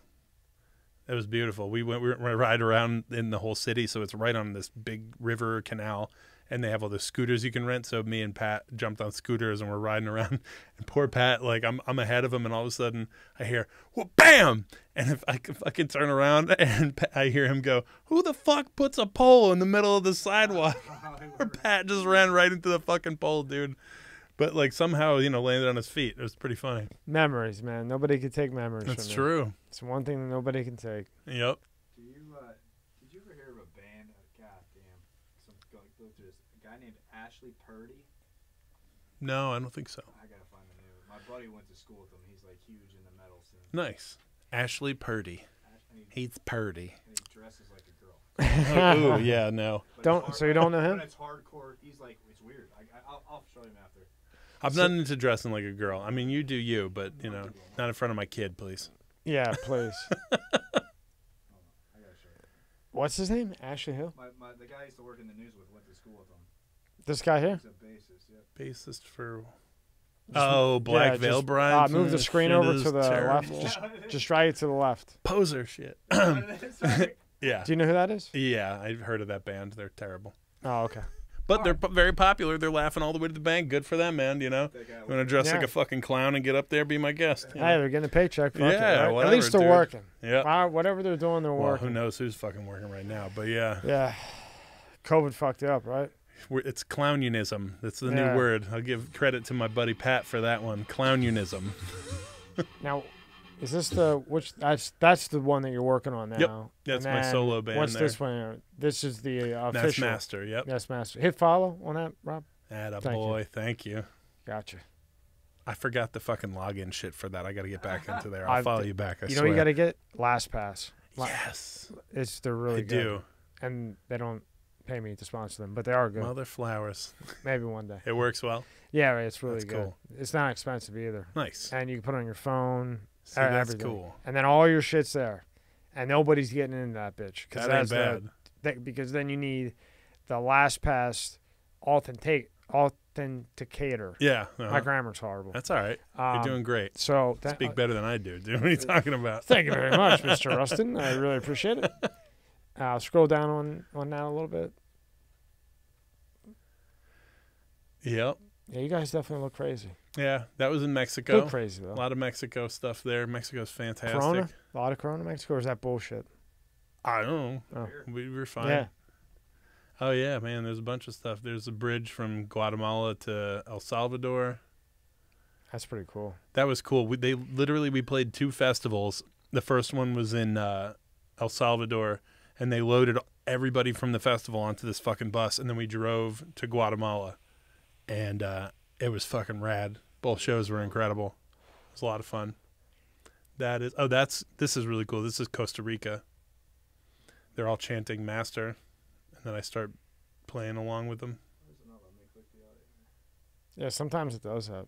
Just, I don't know. Yeah, they're going Master. Probably because you're on Master. a browser.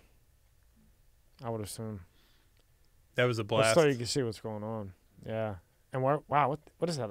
Oh, they're just putting that on the wall. Yeah. Okay. It was a fucking awesome. It was an awesome club. See, now you just made my grammar even better. See, there we go. Good. It'll be all right. It was this fucking killer club. It's called And Bar El Guatemala Chivo. was the one that they were just flipping out about, him letting a bunch of people from Guatemala in, right? Yeah.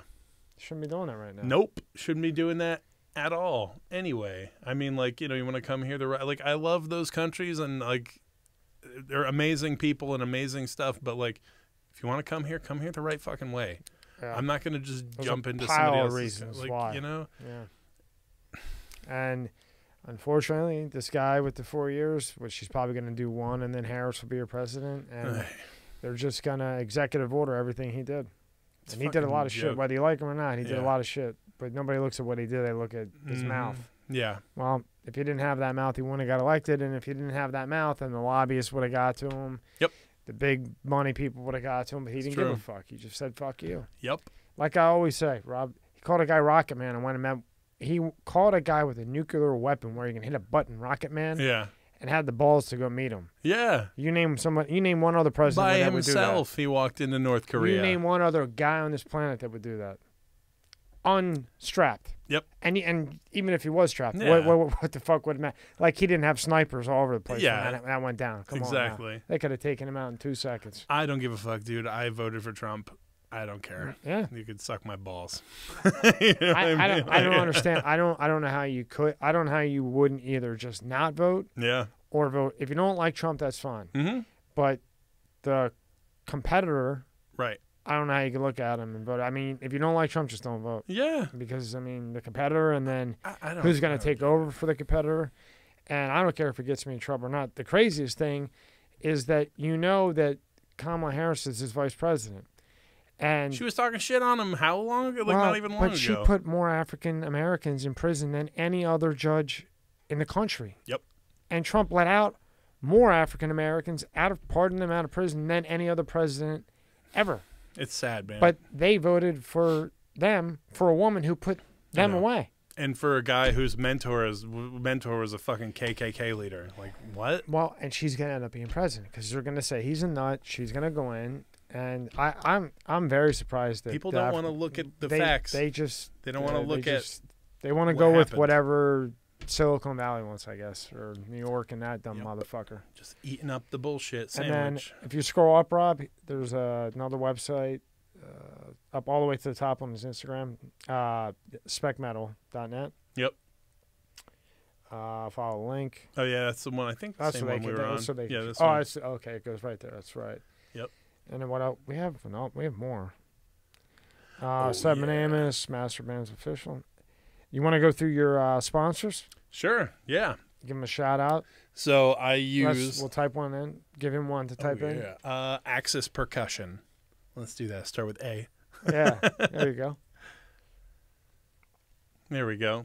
So they've been around forever. They kind of like pioneered this new wave of temporarily direct drive. Closed. Were they in New York or California? That sucks. Yeah, they're in California. Fucking unbelievable. Yeah. And how much money they're fucking losing right now? I know. It sucks. They revamped the website, though. It looks good. They got nothing else to do. Yeah, for real. It's sad, man. But yeah, basically, so give your pitch for your sponsor. That's right. So I mean, I've been using them for years. They were always like my dream pedal when I was a kid. You know, I was like, I want these, and then I got an endorsement from them. I think like 2012 or 13, something like that. So I've been using them for a while, and they're just amazing. They're made out of aircraft grade aluminum. They have all kinds of stuff, and a lot of people have copied them and kind of like updated small parts and this and that. But I like them. They're a small company. It's literally like 3 people, you know what I mean? A husband and a wife. The guy who designed it, I don't think works there anymore.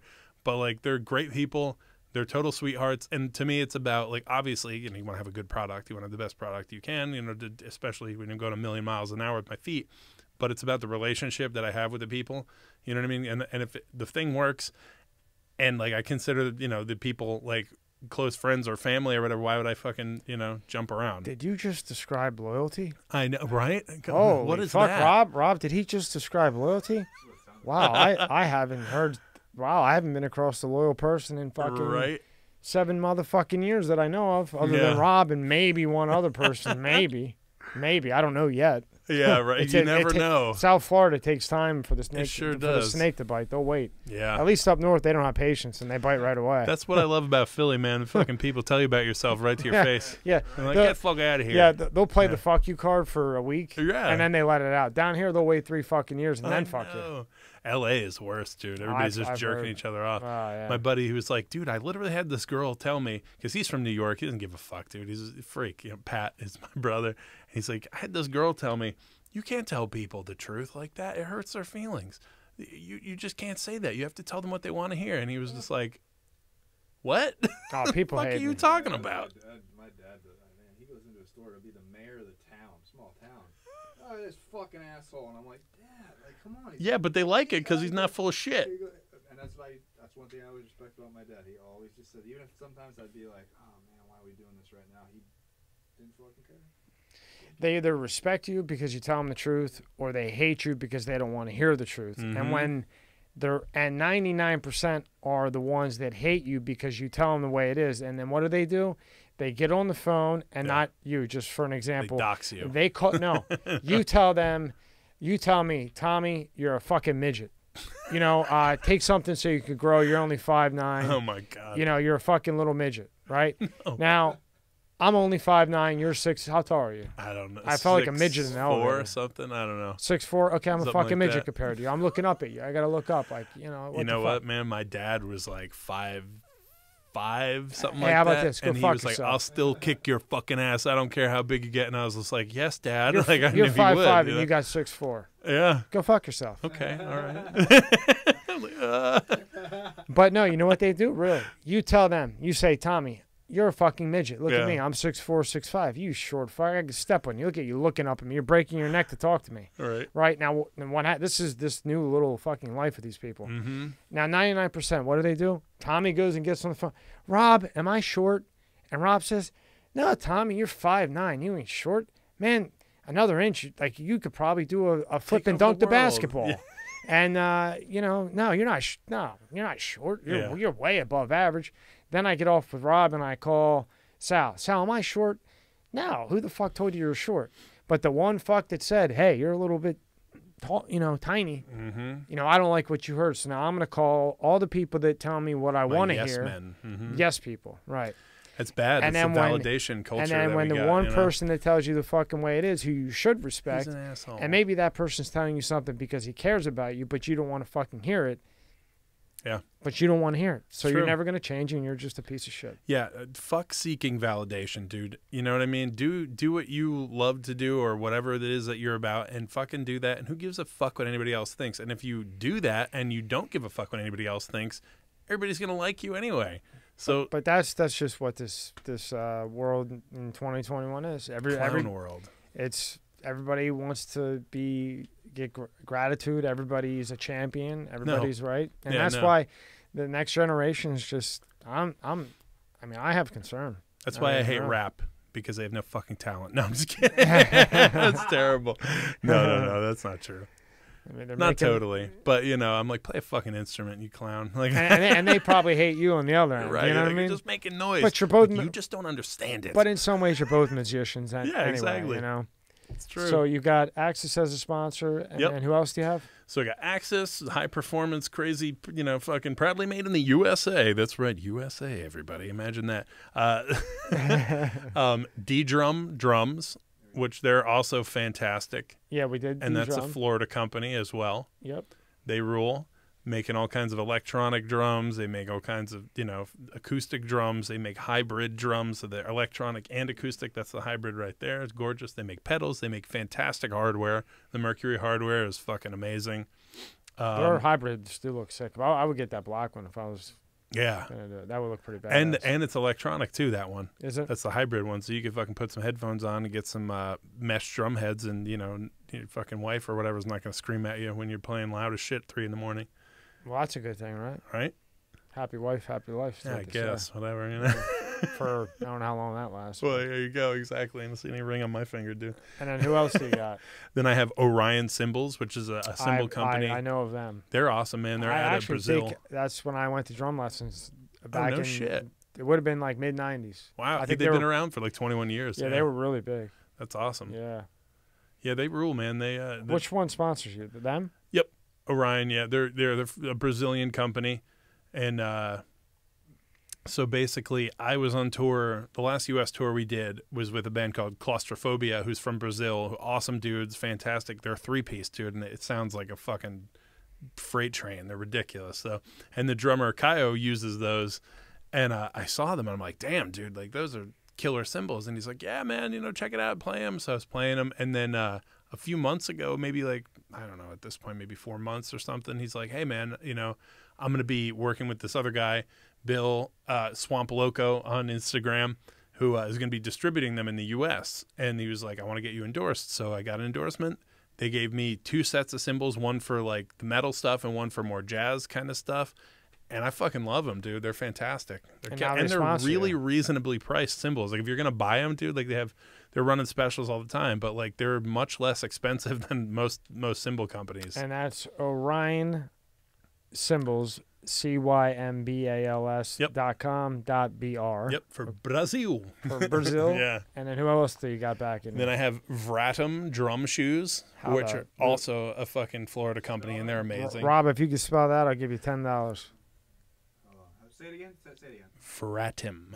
Fratum? Vratum. I'm gonna say Fratom. Oh, so close. Vratim. That's that non-English shit. Fuck off, Rob. Rob, go fuck yourself. Yeah, and they're awesome. They're based out of like the Orlando area, and it's literally like, you know, one dude who's the man, Thomas, and mom, and you know, it's their company, and they're fantastic, and they endorse a lot of like amazing drummers. Dude, I'd wear them for biking, like they fit right in my little pedal clip things. You know, they're awesome. They have they're made for the bass, right? They're made for drumming, and you know. But like, I mean, I walk around with them too. They're super comfy. They're like, you know, they're kind of like the Asics running shoes, the Onitsuka Tiger shoes or whatever. Yeah. And so this is the new thing. They got this kick grip. So you basically, it's like soft, squishy material sandpaper almost in a way, but like it's just it gives your foot a grip with the shoe, right? On the pedal or without the shoe. So a lot of dudes play shoeless. They play, you know, in socks, or they play just fucking barefoot. And I've seen a lot of people do it barefoot. Yeah, and it, you know, it's a thing. Like the drummer from Iron Maiden does it. Yeah, some people like it. You know, I played barefoot when I was doing like a certain style. When I'm doing like double strokes with my feet, it's easier to get. But with those shoes, I don't even need to do it because it feels like there's nothing there. And if you use the grip, you can really grip it. Exactly. You can dig into it. And that's Vratim. All this will be in the description. Yep. And they're great, dude. They're super comfy. Congratulations. Thank you. You should be really proud of yourself. I love it, man. I'm happy to be able to do anything, you know, music related, and like have people that are amazing. Also, again, all these companies, like it's not just faceless whatever. Like it's like the people that I deal with, they're A&R people or whatever, you know, artist relations people. They're all awesome, and I talk to them all the time. You know what I mean? So it's like, I haven't talked to Axis in a while. I got to give them a call, say hi to Chuck and Karen. But like, shout out to Chuck and Karen for taking care of the big guy over there. For real. The big guy. Yeah, but I mean, they're great. You know what I mean? They're all of them. You know, I have like at least some kind of relationship with all of them, and it's like Mike at D Drum. You know, everybody who else here. do you got? We And then- don't want to. We can't do these and not do anybody else you got. Exactly. So knock them out. I'm also endorsed by Iron Age Sports. So they basically Iron Age Sports, where they make like high performance athletic stuff. It's moisture wicking. Actually, this shirt was a gift from Frank. Thank you, Frank. One of my good friends here. Got the Florida Victory right here. This is a new line he's doing. They get the fishing shirt, and I don't know if you can see on the back. I'll spin around. It's Iron Age. Cool, an elephant. Oh yeah. Let me move the microphone. Oh yeah. Turn around again. There you go. Yeah. That's cool. That is pretty cool.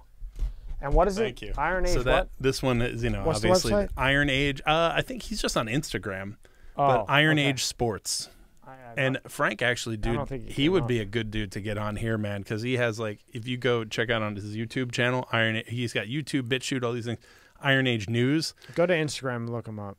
And dude, Frank is a wealth of knowledge. Yeah. Yeah. And he's hilarious. He's one of the fucking funniest people I know. Yeah, there it is, top one. And yeah, he does a lot of stuff with boxers. He's working with this dude Paul Kroll. I actually edited that video, the one that with the little Viking thing, the second one. But yeah, That's pretty cool. yeah, we have to zoom out on it, you know. Yeah, I yeah, think yeah. he posted it and forgot to press the little button. But honestly, dude, if you check his stuff out, I think you'll like his Iron Age News. Iron Age News. Yeah. And his Instagram is Iron Age Sports Yep. with an S. Exactly. So Instagram.com Iron Age Sports, or just type in Iron Age Sports. And then who else do you got back in here? Wait, let me think. I think that's it. That's enough. You know, Yeah, that's well, great. Again, I mean, it's how old are you? I'm 35. It's quite of an accomplishment. You've been all over Thank the you, world. man. I appreciate that. You can play all these instruments. You got to see the other side of the universe that Rob is dying to try and trying to talk me into trying. Again, I would never tell anybody to do drugs, but if you have the opportunity, just do it. Don't think about it. Just do it. Yeah. It's worth an experience. And, you know, it's going to be like freaky going into it, but it's fucking worth it, dude, for sure. So what we'll do is, me and Rob will do, you know what, I'll call you. Okay, Maybe yeah. we'll call you. We'll get Casey. Perfect. Well, I'll come yeah, watch yeah. and be like, Tommy's got like everybody. I got it, because anybody that I know who's Yes, done it, yeah. because Rob really wants to do it. So Yeah. now he's got me thinking about yeah. it. So everybody that brings it up, like when I throw it at him, you know, that has done it, Right. we're going to get a bunch together. We got you like Casey. He's real cool. Yeah. Rob, he's talking me into it. I'm about to break and do He's it. dying over there. Look at I said I have to see Tommy do it first. Oh, now he wants to change the story. I mean, dude, I literally just closed my eyes. I was just like, But if we have this big Yeah. 6'4" guy with us, I mean, what's going to happen? nothing. I'm just going to I mean, can lay down. I go cuckoo? Can I come out of that like a nutcase? I mean, not like a nutcase like I am now. I mean, like where I'm all fucked up. No, I don't think so. I You mean, don't think so? who knows? You never know. I mean, yeah, I'm not going to say yes or no. You have a higher likelihood of losing your fucking mind doing mushrooms or something for sure. This is so fast, your brain can't even process half of it. You're just like, what the fuck? What happened? So as of now, it's me, you, Rob. I'm going to give in to Rob. Let's do it. And Casey. And who else do we have lined up to we do got it? Tyler coming in. Tyler. We got a guy named Tyler coming Sweet. in. Who else? There's one more. You know, the last time we were in Mexico, the day we were fucking leaving was the day before the World Bufo Alvarius Conference, which is like the dimethyltryptamine that they get from the frog and smoke, that's that is the- even more that's the fucking real deal intense. Holyfield. I had that once. Those Bufo chos, those Yeah. big motherfuckers that Yep. kill Yeah, frogs? that's the real deal Yeah. Holyfield. That shit's I'll crazy. watch. I'll I did that stand and watch once. on the sideline. That's the real deal Holyfield. That Yeah. one. I mean, it's the same kind of thing, but it's just More a boom. little different. Yeah, yeah. More of a oomph. It's definitely a oomph for sure. I think actually that was the first one I did was the Bufo. So that's when I was like fucking seeing like centipede, alien, telepathic creatures and shit. Yeah, but years ago, you figure they probably ate frogs because they were hungry, so they ate the fucking frog, and then they got this like. Where they saw shit. Dude, the thing about that is you can eat it and it won't do anything to you because your body metabolizes it like that. So you have to smoke it. So they would literally squeeze these things onto glass, dry it out, and Yeah, I've smoke seen it it. like fucking crack rocks or Yeah. frog crack. Because if you eat it, because it's naturally occurring in your body, so it's already in your body. So if you eat it, it's just like if you ate a fucking steak. Yeah. You're just gonna metabolize because it's not unfamiliar to the body. Well, But when you smoke it, tell me if I'm wrong, it's going boom right up into your brain. because you're inhaling it through the lung receptors and into your bloodstream. And then the beta antagonists absorb it. Yeah. And then you get all interesting. It's for sure. You get in. So let's go get interesting. So we're not getting high. We're getting interesting. Right. So we're gonna do us 4 together. I'm dead serious. I would love to, dude. Me, you, and Casey. I'll introduce you to him, and then we'll come. We'll have Casey sit there. We have another camera for Rob, and we'll talk about the experience. Fuck yeah. That Rob talked us into doing it. That's fantastic. Ruston, it's his fault. He's the trip guy. Do you hear him talking us into this for the last 2 hours? I know, you're really pulling our arms here. All right, Rob. He broke us. Ruston. Well, dude, the interesting thing about like ayahuasca, it is your fucking fault. God damn it. The thing about ayahuasca is like supposedly like the legends or whatever, how they discovered that in the jungles and the rainforests was they would see like these jaguars eating this leaf and then eating this vine and then just rolling around like fucking losing their minds. So they started combining it, and then this is a thing like people see. They see jaguars and like fucking they're like vomiting black snakes and shit. That's like weird, man. And they probably think it's real at that time. Who knows, dude? I mean, you know. What is real anymore? That's another rabbit hole, right? Yeah, exactly. So we'll do it and we'll come back and we'll talk about it. Dude, that'd be great. So like a month. So before you go, I want you to go. Oh, yeah. I'll be back. Give it to me. A good one. I'll be back right here with you in the studio at MSCS Media with Tommy and Rob. God. I won't even say anything more because it was too good. Thank you, dude, man. Thank you, You man. were a blast. I appreciate it. Likewise, dude. I'll see you soon. Thank you both. You guys fucking rule.